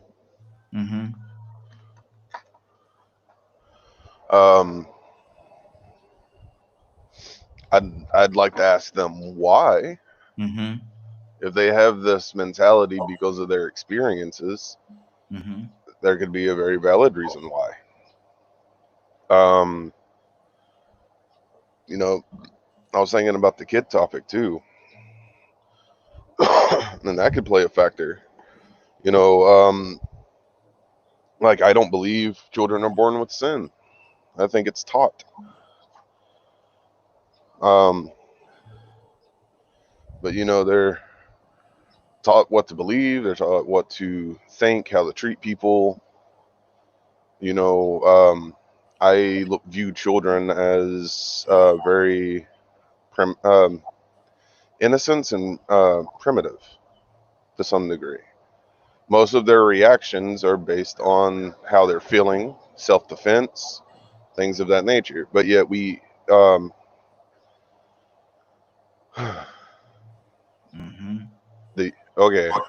no matter what I do, I'm going to end up having to say it no matter what. The use of Christianity has become a huge issue. The people that use the Bible are the main ones that are behind a lot of the issues we have in this country. No, I'm saying they use the Bible. I'm not saying Christianity, because a true follower of Christ is not going to behave that way. These are people that read the Bible and twist the words and use it for their own purposes. I understand. Are the ones I'm talking about. Okay, but I want to let me shift back for a second, and my thing about the young and Title II. If you got opportunity, Title II, like I said, I don't know whether you're male or female. Please excuse me, not trying to be disrespectful, but give us a call 678-381-1973. 678-381-1973. And I want to know one thing. Do you like your parents? Or do you have a dislike for your parents? Because your parents are the same color of the people that you don't want to date. K, what's on your heart? But K, what's on your heart? Yeah, that's it. But that's okay, because I got a brother that married out of the race, and me personally, I have never dated out of my race, never. But then again, my brother did, and my mother was like somehow like she was really like she did not like that other race at all. And my brother came in here and they wasn't married at first. She didn't want that woman at her house at first. She was just the kids, and I couldn't believe it. So I asked her, I'm like, Mama, why? And she would always reflect back to back in the day. And I would tell her that, Mama, it ain't back in the day now. And it's funny that you would act like, do you like your parents? Y'all know my mama been gone since 2009. She done woke me up twice, once last week and this week. And I did not understand it. But I guess she just wanted to hang out with me. It was fun. I enjoyed it. So I know I love and like my parents. And I never dated out of my race. And I don't know if that was a good brownie point for her because she didn't have to worry about it. I have a daughter dated out of her race. But that's what people do. And it doesn't mean that she don't like her mama because she wants to date out of race. I would never date out of my race. But that's her. She's grown. I can't control her off of my likes and dislikes. So you don't. For me to. Do you think that make her? Do you think that make her a racist? Or I say no. Her. I say her. I again, Title II. I don't know. But do you think that make that person a racist? No, not at all. I have nieces that will not date within our race at all. So I understand how that person feels because I got two nieces that will not date in our race at all. Never have, never will. We don't even have a desire. And I love it. They have nice relationships and everything. When they have an issue, it's dealt with. It's just, and it's out, it's dealt with, done, and out the door. It ain't all blown out. And no, it's just, I love their relationship. I love the mates that they have chosen. And it's nothing wrong with it. We can all get together. We had a Halloween party together and we kicked it. We had a ball at this party.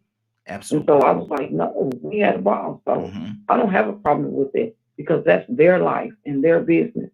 And so for me to have a problem with it now, it's going to come between our relationship. So no, I love my people. And whoever they choose, I'm going to love them too. Absolutely. I'm going to love whoever they choose. That's good. That's good. And that's a good place to be. That really is. We got another caller. Caller, what's your name? Where you calling from?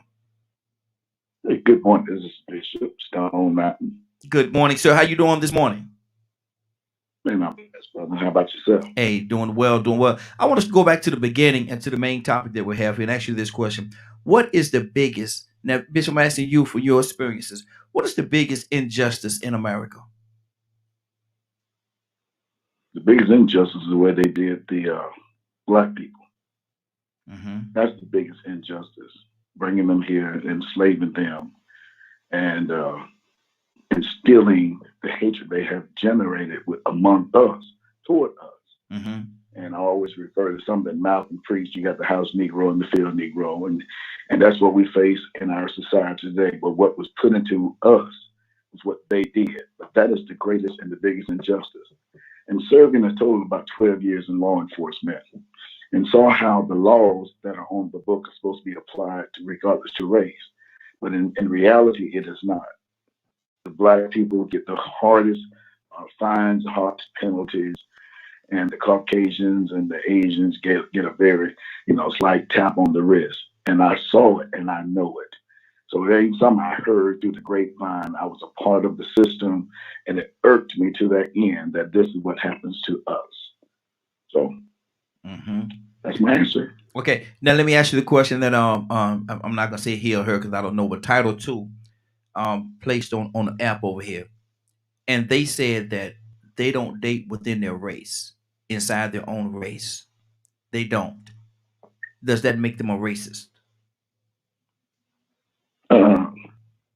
I couldn't say it would, be honest. If you go back to the Bible, Genesis chapter 6 and verse 2, when the sons of men began to multiply on the earth, they picked wives of which they chose. If they don't want to marry, if they're black, and they don't want to marry within the black race, then that's their prerogative. I'm not here to judge and gauge. If they love the person, then that's them.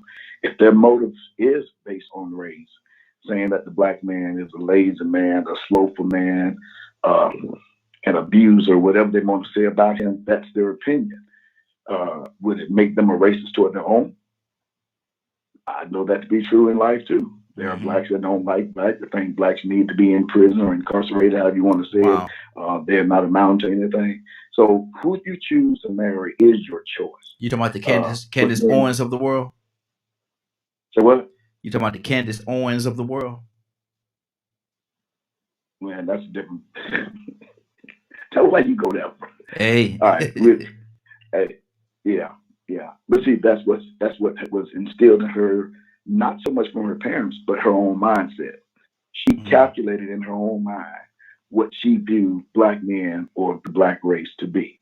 And when she turned around and tried to identify herself as being white, and that was one of the comments that were made, well, I'm not black, I'm white. The same thing with the black woman who wanted to be a part of the NAACP.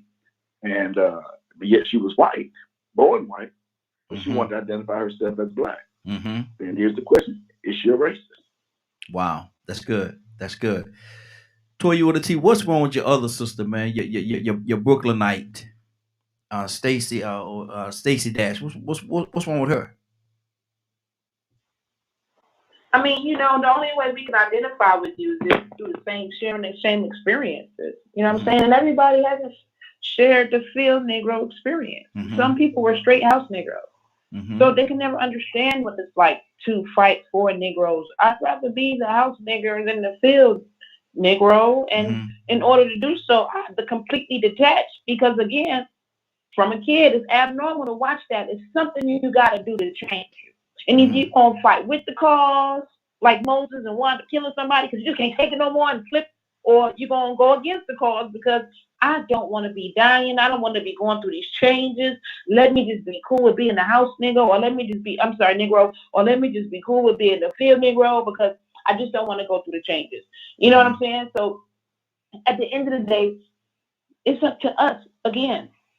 Because it was the Harriet Tubmans and the Rosa Parks and the people who didn't want to go with the program, who knew that it was a God-given right to be me and do and have access to everything, and I'm gonna stand up and fight about it.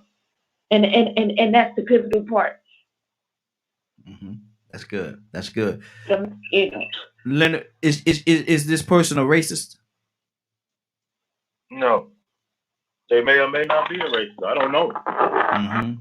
But no, they're saying they're saying from their question, they're actually asking us the question: do we think that they're racist? Because they said in like, go ahead, I don't think they're racist. I don't think they're racist at all. They just have a preference. Racism, that don't even fit the definition of racism. Okay. Racism, the definition of racism don't change whenever you want it to change.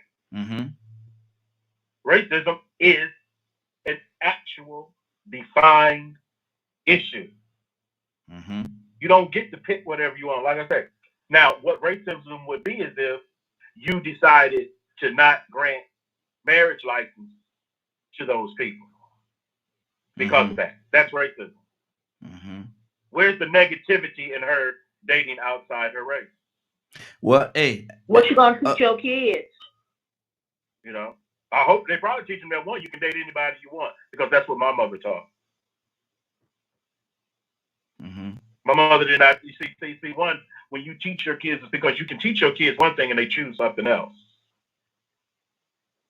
That woman ain't no more racist than anybody else. That woman ain't no more racist than somebody that refuses to date outside. Now, Leonard, now you got to stop saying that. Well, we don't know whether it's a male or female. Now you might be calling some man or woman. It is. Yeah, no, stop that, man. Go ahead. Whatever it is. Mm-hmm. I can tell you what's on the end of both of them. Ain't but two ways. Mm-hmm. So for whatever reason they choosing what they choosing, that's their business. Whether or not it has something to do with race, it's their business. I don't have that issue about race. Mm-hmm. You know, you have what you want. Mm-hmm. So if you have there are some people who believe you shouldn't date outside your race. Are they racist? Yeah. Okay, so yeah. So I say that. Yeah. That they just outside of it. Mm-hmm. See, some people have race issues, mm-hmm. but that don't mean that they're racist. Mm-hmm. Racism is a system. Mm-hmm. It's a system of discrimination based on the color of a person's skin. And people who are racist use that to discriminate in housing, healthcare, and everything else. You deciding to date someone out your race don't make you racist. That means you have a preference for dating outside of your race. Mm-hmm. Okay, that's good. That's good. Rico, what's on your heart? I see you responding over there, brother. What's on your heart? Yeah, wholeheartedly. I mean, that's the same thing I would say. You know, that's bias. You know, that she's biased against one thing and have a preference for others. You know what I mean? Now, discrimination is a racism, but discrimination is used to implement racism. Discrimination is one of the tactics. Discriminating is an action. You get what I'm saying? So that discriminating, that she is discriminating. Mm-hmm. She's discriminating against, or they are discriminating against black men or black women of their own race. Mm-hmm. But by discriminating, that doesn't mean you're being racist, because you could discriminate against somebody because of their age. You get what I'm saying? Have age discrimination, sex discrimination. So what he or she is doing is discriminating. But no, they are not racist. Racism is the same as having a bias. Now, she would be racist or they would be racist if they did other things that would, I don't know, that it gets a little bit more complicated the more I think about it. Yeah, it really does. It gets a little bit more complicated, mm-hmm. you know. But how much self-hate, if any, is tied up into that though? Right. I mean, because she is saying that she's biased against the color. She is discriminating against color. Against the color, exactly. Yeah. Yeah. So you know that would be somewhat, you know, something you would have to look at. You know, even though that is a preference, when it is based on color, she's practicing racism to a certain extent. So yeah, I why she asked the question now, but I wouldn't consider her to be a Hitler racist. No. Him or her. You know, but so I guess levels to that too. Yeah, but again, I asked the question: how much self-hate is in that? If you can't date somebody that look like you want to date somebody that you think, I guess, and I'm guessing here, is better than you. And so you want to date somebody that don't look like you because you feel as though they're better than you, and they're gonna give your kids a better opportunity because they're better than you, and you're gonna take from them and pour it into the less side of you to make your children better. It's so many different layers on this thing. Bishop, what's on your heart, brother? There's so many layers here, man. You know, it is a lot of layers, man. You mess around, and I got to thinking as you were speaking. Mm-hmm. If anybody's a baseball fan, do you remember Sammy Sosa? Yes. And what Sammy Sosa did to his skin? Mm-hmm. Mm-hmm. He didn't like the fact that he was black, so he completely bleached his skin. Of course, he looks uglier now. But what was his issue? Did he not like being black? That he wanted to try to fit in white America? These are questions. Now, the relationship issue is something that's, you know, as Leonard said, and as Rico was saying, this is the person's personal preference. Mm-hmm. And if they choose to date outside of their natural race, that's their prerogative again. That's their business. It doesn't make them a racist. This is just their preference. But when you take a person that try to completely change his identity, so that he can be accepted among them, then that person is biased or racist within their own self towards his own people. Mm-hmm. Another thing, Michael Jackson. What about the self-hate though, Bishop? What about the self-hate that can be tied up into that though? There's some self-hate that can be tied into that. Why is it? What is the reason? And I wish they would call in. Title 2, if you have an opportunity, give us a call, 678-381-1973. Because what we're doing right now is all what we're saying now is all speculation on what was written on the screen. But if we have the actual person, we can talk to the person, we can really get to the bottom of what is really going on. And so that's why go ahead. The only thing that is, if this person chooses to date outside of his or her race, that's their business. When I was growing up, I dated white girls. It wasn't the fact that I liked white girls over black girls. I just dated white girls. I dated a Mexican. So that's who I dated at the time. I married a Cherokee Indian. That's what I did. Yeah. So my wife is this. Am I a racist? She part black, part Cherokee. Am I a racist? No, that was my preference. So it doesn't define me as being a racist or against my own nationality, which is black. But bear in mind, you said it other day, we were talking. How many folks are really pure blood? You remember saying that? Yeah. Yeah. How many people are really pure blood? Exactly. We've cross-contaminated ourselves over the years. We cross-pollinated. So, yeah, there you go. Hey, Raheem. Yeah.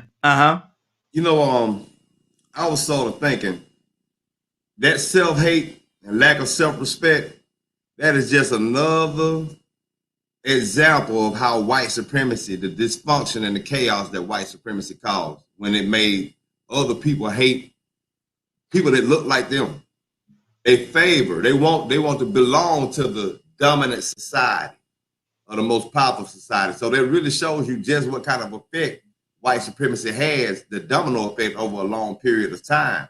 You know, I'm guaranteeing you that he or she cannot explain why they feel that way.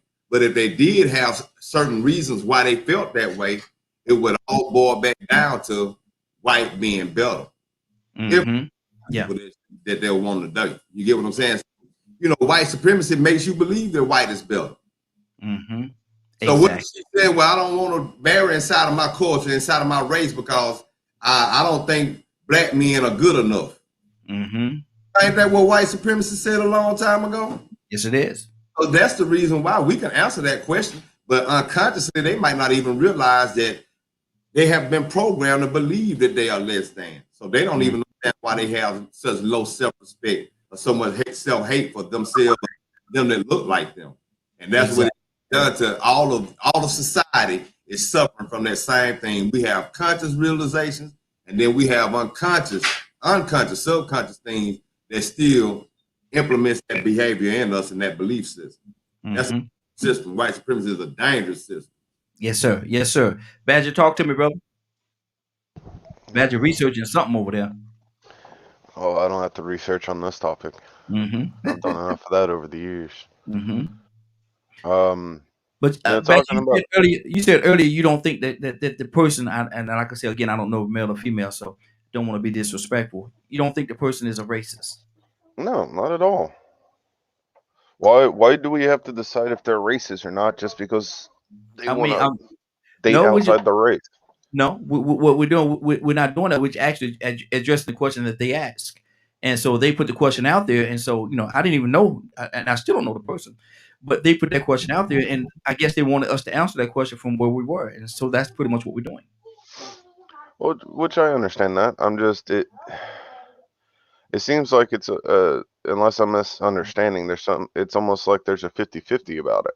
And I find that quite fascinating because the only time I've ever heard dating outside your race was wrong was people using the Bible once again. Because you don't get that as far as I know, in other cultures or teachings or things like that. Now, as far as like some native stuff that's been passed down to me, there is some very cautious mentality towards dating or being with a white person. But I've also heard that all from other places around the world. Mm-hmm. So it's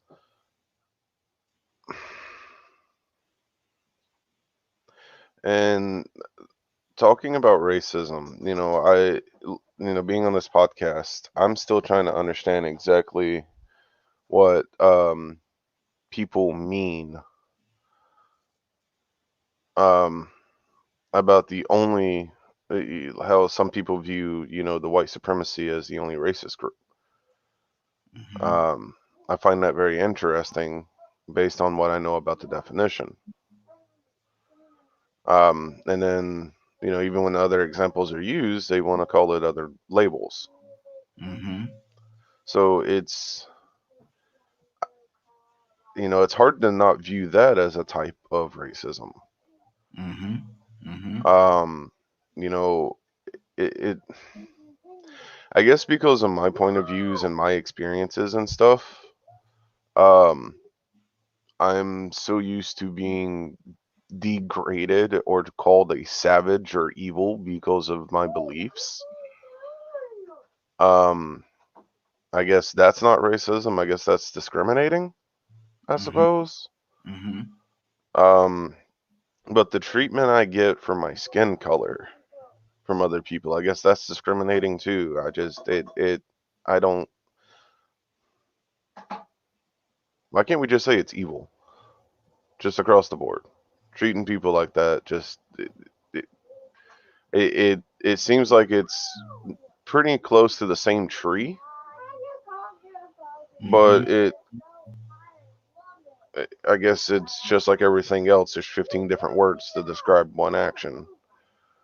How many and it's amazing you said that this came to me. How many different and it's nobody know the answer, probably don't know the answer to this, but how many different apples are there? I know they got the red delicious, they got the granny, they got all kind of different apples. There's a lot of different there's a lot of different apples out there.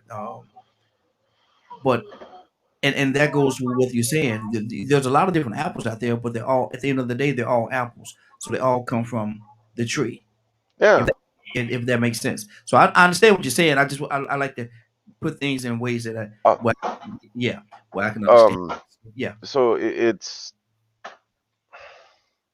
and I know people are going to be upset with me because I bring up the topic of the Bible and Christianity and stuff. But one thing I keep noticing with those labels or use or things of that nature is so many people avoid it or are so defensive, but yet they'll talk about the evil of politics and everything else, but they won't talk about the evil that is going on by the usage of something that's that powerful. People talk about what they want to talk about, brother, and that's the only way I could define that. People actually talk about what they want to talk about. Leonard, what's on your heart, brother? Talk to me. But that don't make. But Badger, for the record, that don't make it right. I have to say that as well. That doesn't make it right. But go ahead, Leonard. Racism is this: when I walk in a room, people don't care what I believe; they care about the color of my skin. Mm-hmm. That's racism. They treat me based on the color of my skin, not what I believe, what I've been through, none of that. Because you black, this is what's going to do with you. That's racism. It's just as clear as the sun gets up every morning. There is no non-understanding about it. Okay, I have a question. It is what it is. White folks, whole thing about white supremacy, anything not like them is inferior. Whether it be Indian, whether it be Asian, whether it be illusion, whether it be an alien. That's what white supremacy is. All right, Leonard, is it racism when you have a light-skinned person walk into a room with a different race, be it black or whatever, and you're automatically classified as a white supremacist based on color? Is that racism or is that a different term? No, because light skin ain't a race. I'm talking about white. Wow. If it's not racism, then what is it? Because it's not. You have what race really is. Race is a social construct created by white people to discriminate against other people. That's what it is. It don't matter what other race you are. It's that you're not their race. And for whatever reason they believe that. That's what they believe. I mean, they can choose that belief all they want. That's what they believe. Right or wrong does not matter. That's what whether they think they got it from the Bible or anywhere else. That's their business. Racism is that social construct created to benefit their purpose and their agenda. And it's against everybody non-white. Wow. Jews have assimilated because of the color of their skin. Italians and everybody else who have that color can assimilate into that culture.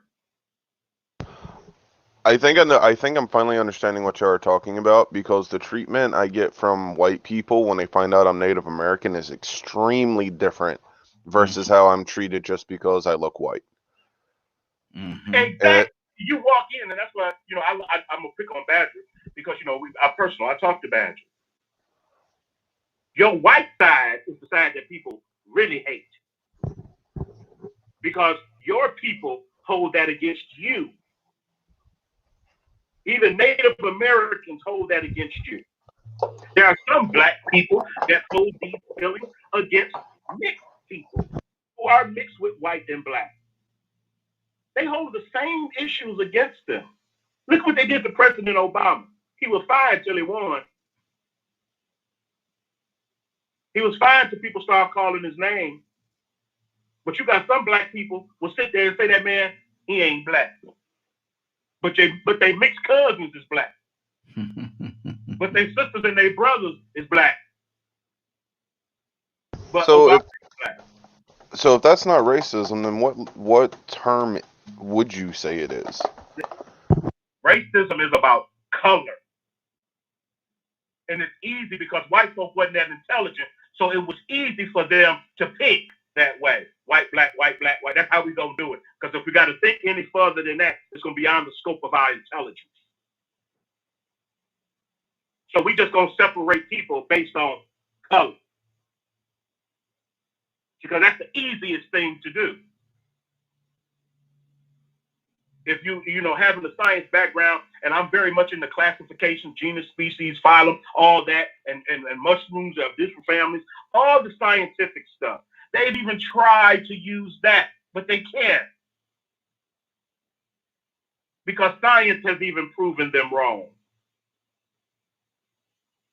So they have to use their power to hold on to the power structure created by racism. They can look at you and they see, like my man Raheem running a radio station and got this and got that and this, that, the other. And like, I wonder how he did that. He black. He shouldn't have been able to do that. See, that's what you say. That when their kids are now saying, wait a minute, how am I better than that black kid at school when the black kid at school gets all A's and I'm failing? He teaches me math. My mom and them got to be lying to me. See, it's when those children start saying, my parents lying to me, is when things start to change. And this is the hope of humanity. There's one person that says to get rid of racism completely is that everybody would be mixed. Yep. You hate your mom? Do you hate your mama because you're white, or do you hate your daddy because he's black, or vice versa, or however it would be? You didn't choose who you are. Obviously, your parents wasn't that racist, was they? Exactly. But ain't nothing you can change about that. Absolutely. Let me go to K with A. K, what's on your heart, sis? Hit that mute button, K. K, hit that mute button. Let's go on Toya with a T. Toya, you there? Yeah, I'm here. Can you hear me? Yes. What's on your heart? Yeah. I'm looking up the definition of racism because we humans, we always gonna make a definition fit us. It don't mean that to me. Don't mean that to me. That what it mean to me. But if we're gonna go by what they say, then they say prejudice, discrimination, or antagonism against a person or people on the basis of their membership in a particular race or ethnic group, typically one that is a minority or marginalized. Okay, so I used to date a white boy who didn't date white women. He wasn't gonna do it. He didn't even like white people. You know what I'm saying? And even though it's not the normal, but there are opportunities where I've met white people like that. You know what I'm saying? Like, hey, you just trapped in white skin, but in like to your heart and your soul, you're really black. You know what I'm saying? Like, we have those relationships. I don't think that we bring to the surface. So absolutely, if I do not date guys that's black because the ones I met ain't had credit, ain't had this or whatever, right? Like when I dated a white guy, I didn't have nothing to do with him being black or not. I wasn't going to discriminate against him because he was white. All of y'all got the same potential. Like if you make me feel good, you can make me laugh. If you meet the requirements, then I'm going to date you. But I knew that I never wanted to marry one, which was a personal choice. But when I looked at the definition, then absolutely, if you want to call me a racist for saying I don't want to marry outside of my race, then okay, you can fit that with the definition. Up to you. But that's still a right and a choice that I have for whatever the reason.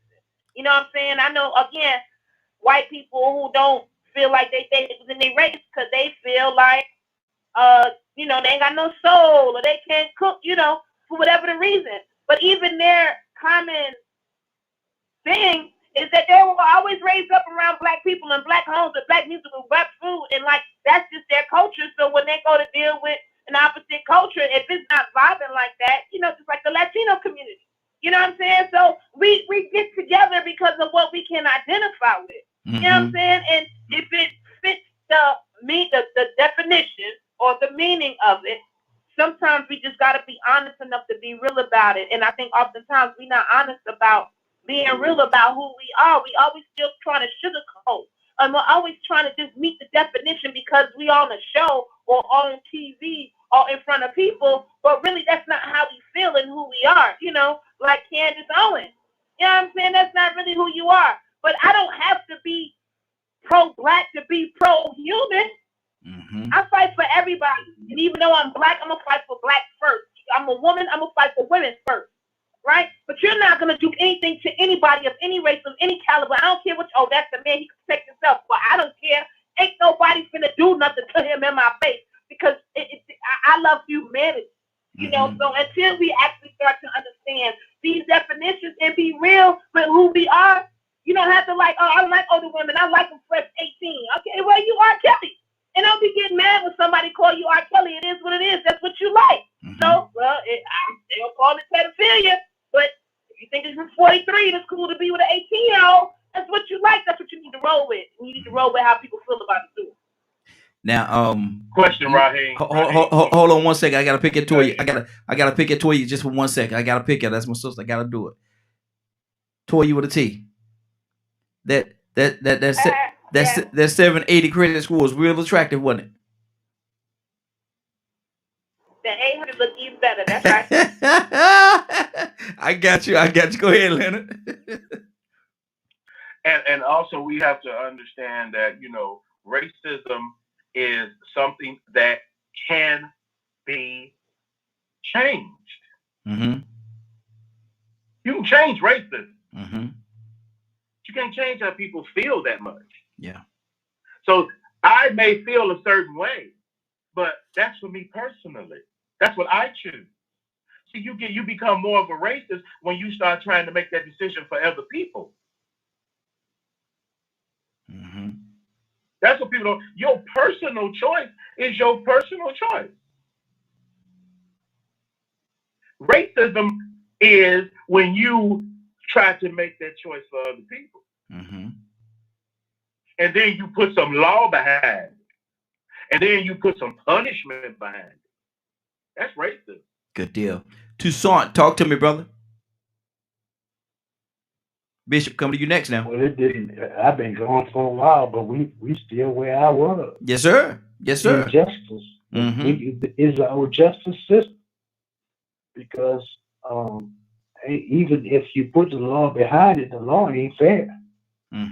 Because if the law has a certain color to it, or flavor to it, or whatever, or background, or nationality, or something, it depends on who's making the law, or the lawmaker, and the punishment for the crime. If that makes any sense. We just, you know what? That's why I know I got a driver's license, and I probably got a Social Security card, and but I'm not. If truth be told, I'm not an American citizen. Just ask the lawmakers. I mean, if they would be honest. I mean, you know, they'll smile and give me a job and let me work in society, or do this or do that, and whatever the case may be. But when it really comes down to it, when it's true justice, the fairness of what justice is supposed to be, it's injustice. And you know, and sometimes, and I have to pick on Badger, because sometimes it seems like it almost, and Badger, you correct me if I'm wrong, sometimes it seems like it's surprising. But nothing surprises me in this country. Because we've been lying from it starts with a lie. Yeah. The discovery of America starts with a lie. And we try to manipulate that lie into a truth. And it's the untruth. And then we make our laws based with the foundation of that untruth. And anything that is not solid, which a lie is not solid, it'll never stand. So everything we building on is kind of like the spirit of Babylon. You have a gold and silver and brass, but you got clay feet. That don't make no sense. I'm just saying. Exactly. When you look at the tree and you say, cut it down, leave the stone. Hopefully it'll grow. But this nation is, you know, most 85% of America makes me sick to the stomach. But I ain't going nowhere else now. There you go. Exactly. I don't know now. I might want to go over there to Dubai for a couple of years. But anyway, that's. Oh, I tell you what, I'm saying that again. Badger showed me something the other day, and you know, I was looking for me a house there, Badger. In Dubai? He showed me. No, I don't know nothing about Dubai. I don't know nothing about nowhere. Oh, okay. But all I'm looking for is for my finances to just multiply 3 or 4 times over. That's when I'm going when I retire, and I got 2.5 more years. Now, Badger, what's he talking about, Badger? Either going to Mexico or South Africa, because you can almost double or triple your amount of money. Oh, okay. So if I go, if I have $100,000, I'll be doing pretty good, huh? Yeah, I think like down in Mexico, $100. Wait, I think like $10 here is like $1,000 there or something like that. Not quite that much. Good Lord. I'll have to look it back up again. Yeah. Get that information. We definitely want to use that. Bishop, what's on your heart, Bishop? Talk to me.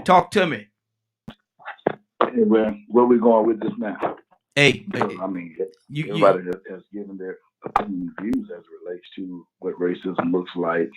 So where we going? I'm gonna ask you this question I asked earlier. And what happens to a child when they realize injustices really does exist? Well, they become bitter towards the system.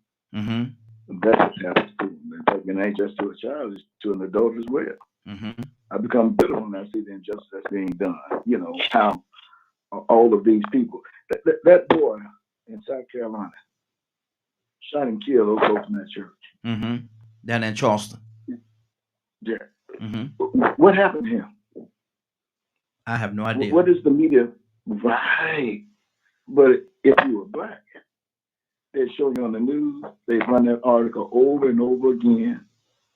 And this is the thing that, we have to pay attention to. I think that's a little bit injustice. We go in here and do all this shooting. That boy what was that? Walking down the street with that AR on his back. Mm-hmm. If it was a black man, they would have stopped him, probably would have shot him. Mm-hmm. Am I stupid or something? Am I ignorant to the reality of what we as a race face on a continued basis? And then, here's the funny thing. You let the preacher say something about the injustice. He's a radical. Mm-hmm. He's a radical. Really? I'm just a realist. Mm-hmm. That's what I am. I'm a realist. I bring the reality to the forefront, and I speak about it from the pulpit or whatever platform I have to talk about this injustice that has been done to us as people. I am American. Mm-hmm. I love what Leonard said the other day. He ain't no African American. He's an American. Mm-hmm. Mm-hmm. I'm an American. We the only race that keep changing titles to Negro, black, colored. I was born here. This is what I am. Yeah. Mm-hmm. Exactly. So, as we move forward. But I asked you a question. I posted two of them. Mm-hmm. What is Michael Jordan and what is Eddie Murphy? Both were married to black women. They divorced their black wives, and now they're married to white women. Mm-hmm. What are they? They're still American now. Are you asking, are they American or? No, are they racist? Are they racist? Nah, I wouldn't say they're racist. I say they had a change in their preferences, or better yet, how about this? The person that came along that they felt would make them happy and that they could be happy together, they met that individual, and because whether it's black, white, orange, or polka dot, it's the person that they met, and they fell in love with that person, and they move forward. So then what? Huh? So then why couldn't I have gone towards the conversation that person sent in about their choice in a relationship with outside their nationality or race? Well, see? I never actually gave my opinion as to what I thought. I asked everybody else what they thought about it. But my thing is, I don't think that make that individual a racist at all. I think somebody else said that's their preference. I do question why they and I do question, and I still question why is it that they feel as though somebody that looks like them is not good enough for them. I still question that. We're getting some background noise from somebody line. I don't know who that is.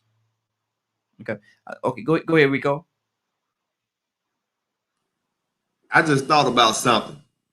This question that person asked shouldn't be an issue, but white supremacy created that question. Mm-hmm. I'll say this: the system of race was a design, right? Carl Linnaeus. We talk about classification and race, and what I'm saying, that was a design by colonizing people, by Western Europe or Western civilization. Okay. In Africa, we're going to talk about genetics. This melanated pigmented skin that we got. We create all hues, right? Mm-hmm. Now, I'm pretty sure before colonization, and you could go back and read some of the colonizers that went to Africa and seen all the different shades of people. They seen very light people, very dark people, purple, black, blue, red, yellow, brown, and very light. We could create all hues. So now, if that has been going on throughout the history of man, I'm pretty sure people didn't go back and say, well, you can't marry them because of that color. You can't marry them because of that color.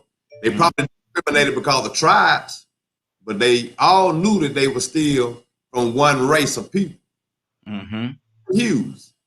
So now we're addressing a question about this person being racist when really and truly they might just be doing what's natural. It shouldn't be an issue.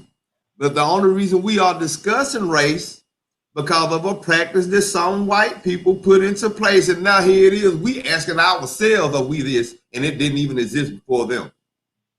We determine what racism is. We trying to determine the definition that they gave of a creation that they made, but it didn't always exist.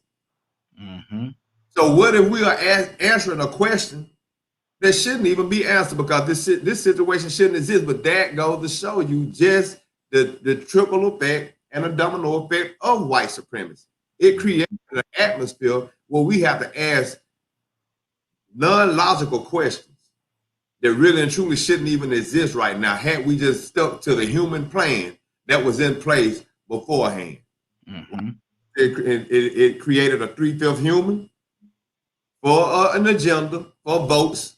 You get what I'm saying? It was for the betterment of whatever they were trying to achieve at that point in time. Well, we're gonna classify these people as 3/5 human. That way we could get a few more votes to swing toward the South. There was a reason behind it, and then all of a sudden, that reason morphed. Now you got a lot of people that really do believe that they absolutely believe that we were 3/5 human. No, they just did that for other purposes.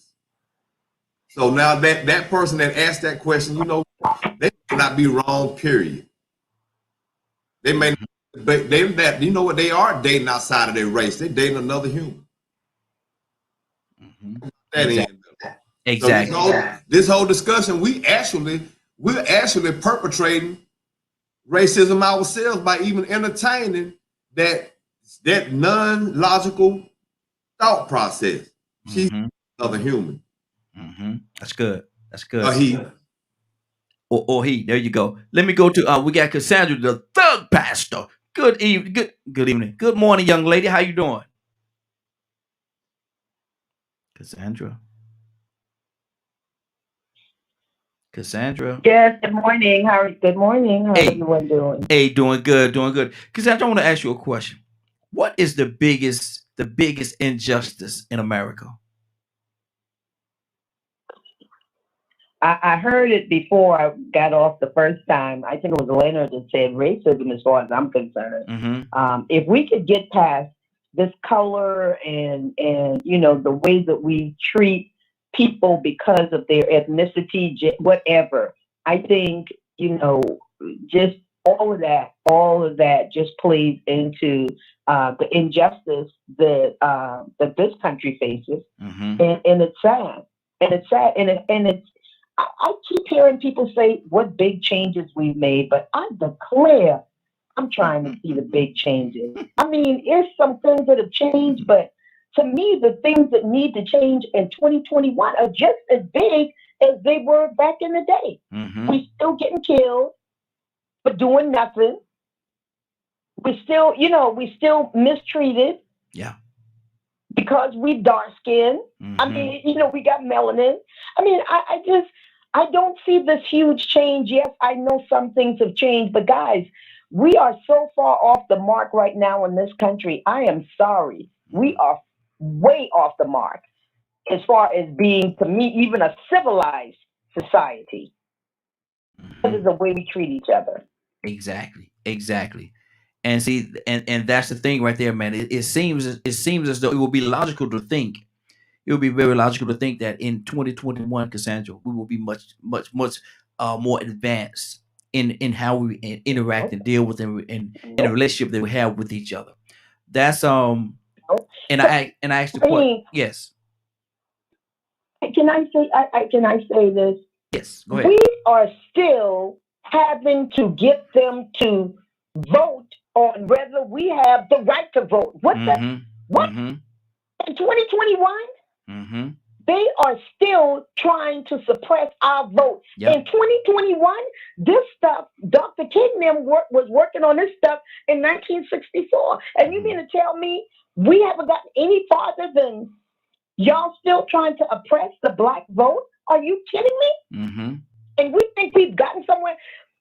The right to vote is one of our most important basic rights. And they still fighting us on that one thing. And you know what I just looked up? Others. And you know what I just looked up, and this just blew my mind. Good morning, public citizen. Good morning to you. it says that melanin, how you say the thing? Melanin is worth more. Melanin is worth more than gold. Yeah, it is. Yes, Hey, Ryan, I got something to say. Yes, sir. What's on your heart, brother? We're talking about racism and all this stuff, and one of the other things, I've been sitting and thinking about, and I was thinking about when to bring it up, and I think today might be a good day. Okay. Is the lies we do to our children. Explain it to me.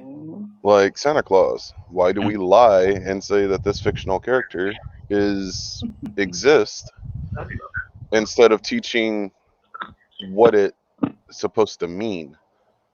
Why do we teach kids, Easter Bunny is real? Because when they get older, they're going to find out their parents have been lying to them throughout their whole childhood. What kind of example is that setting?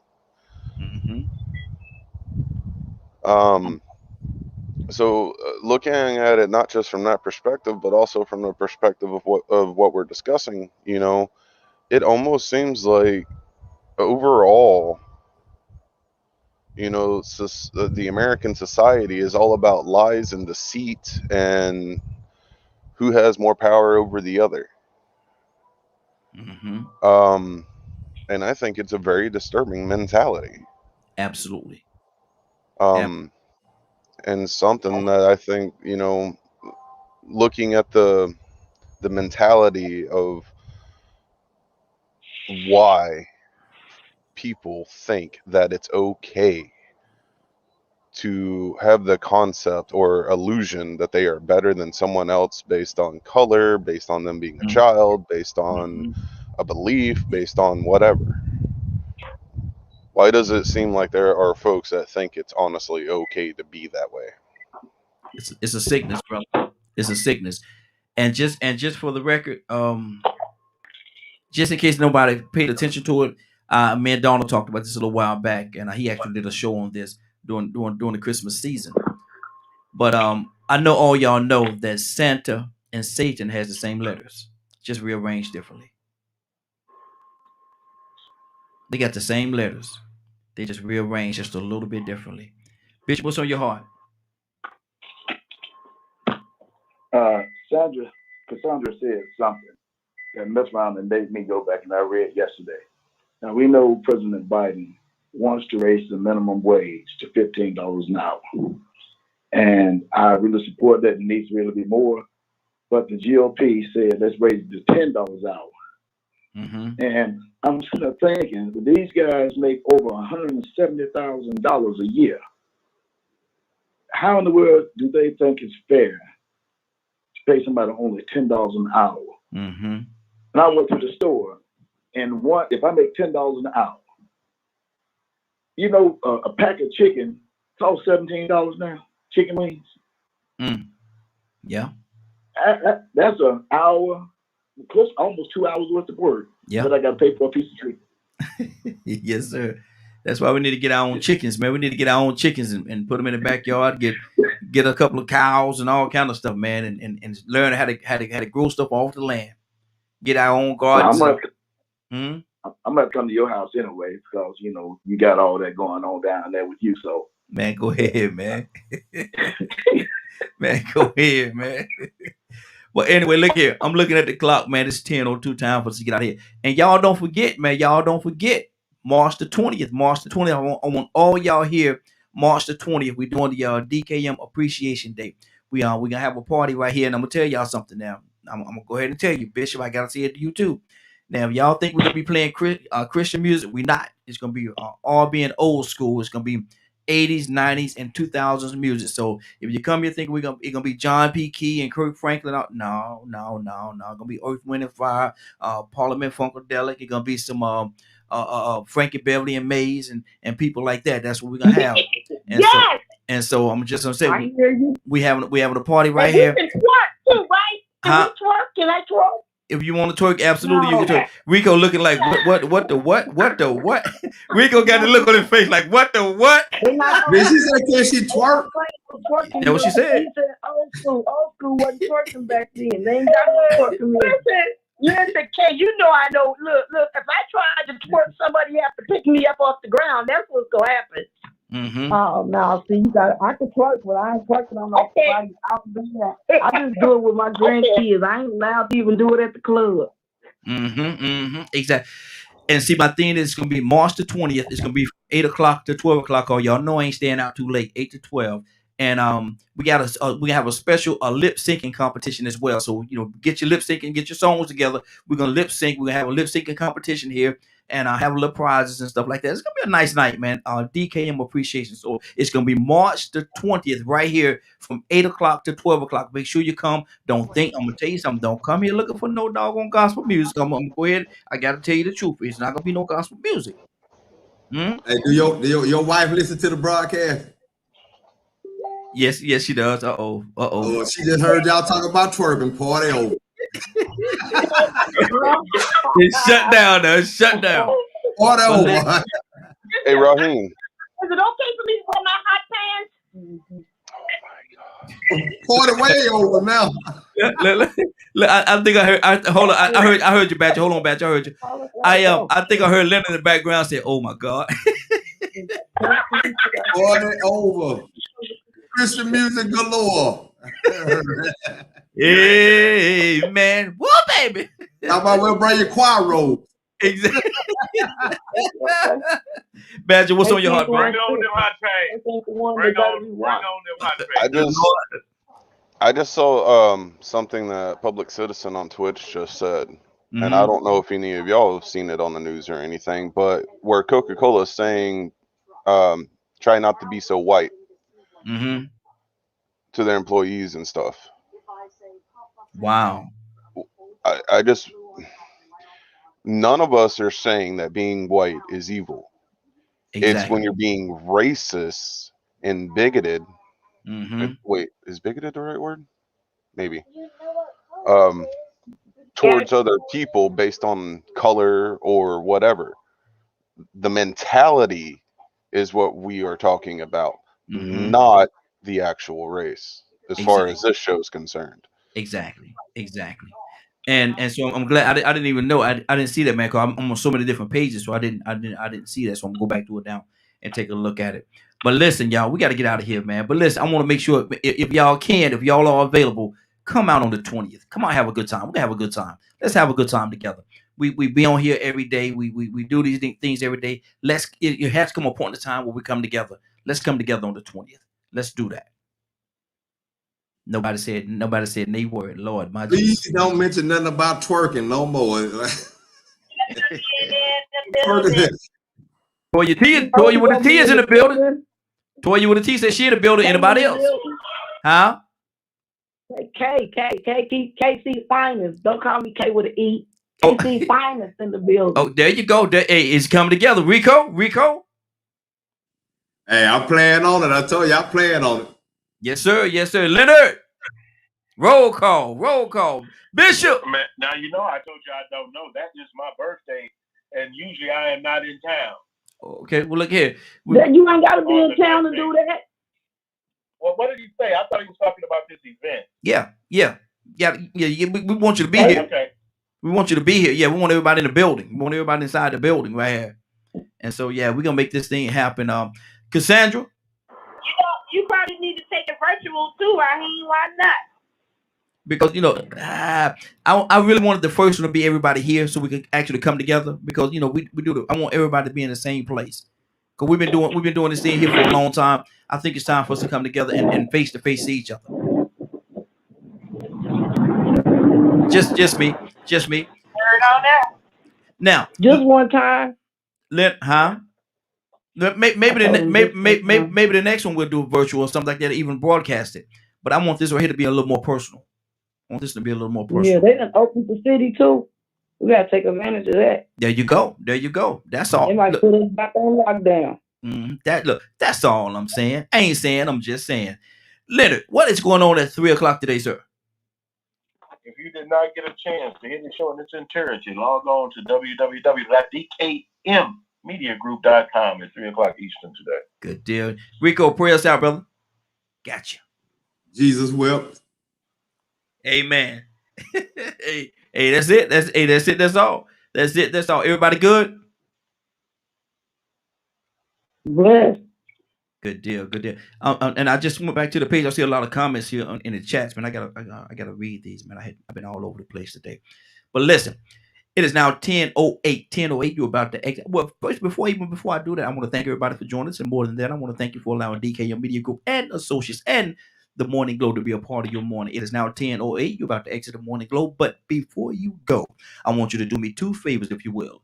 One, I want you to continue to pray for us, because we're certainly praying for each and every one of you. Number two, why this is real simple. I want you to go out there, find somebody, and give them a hug, because you never know. It could be the only hug that they get, or it could very well be their last. Love you, and ain't nothing you could do about it. Have a great day and a better tomorrow. And we shine some of this light on you from the Morning Glow. Take it out there into this wicked and cruel world that we live in, and let your light so shine. You'll have a great day. Take an opportunity to give somebody some love.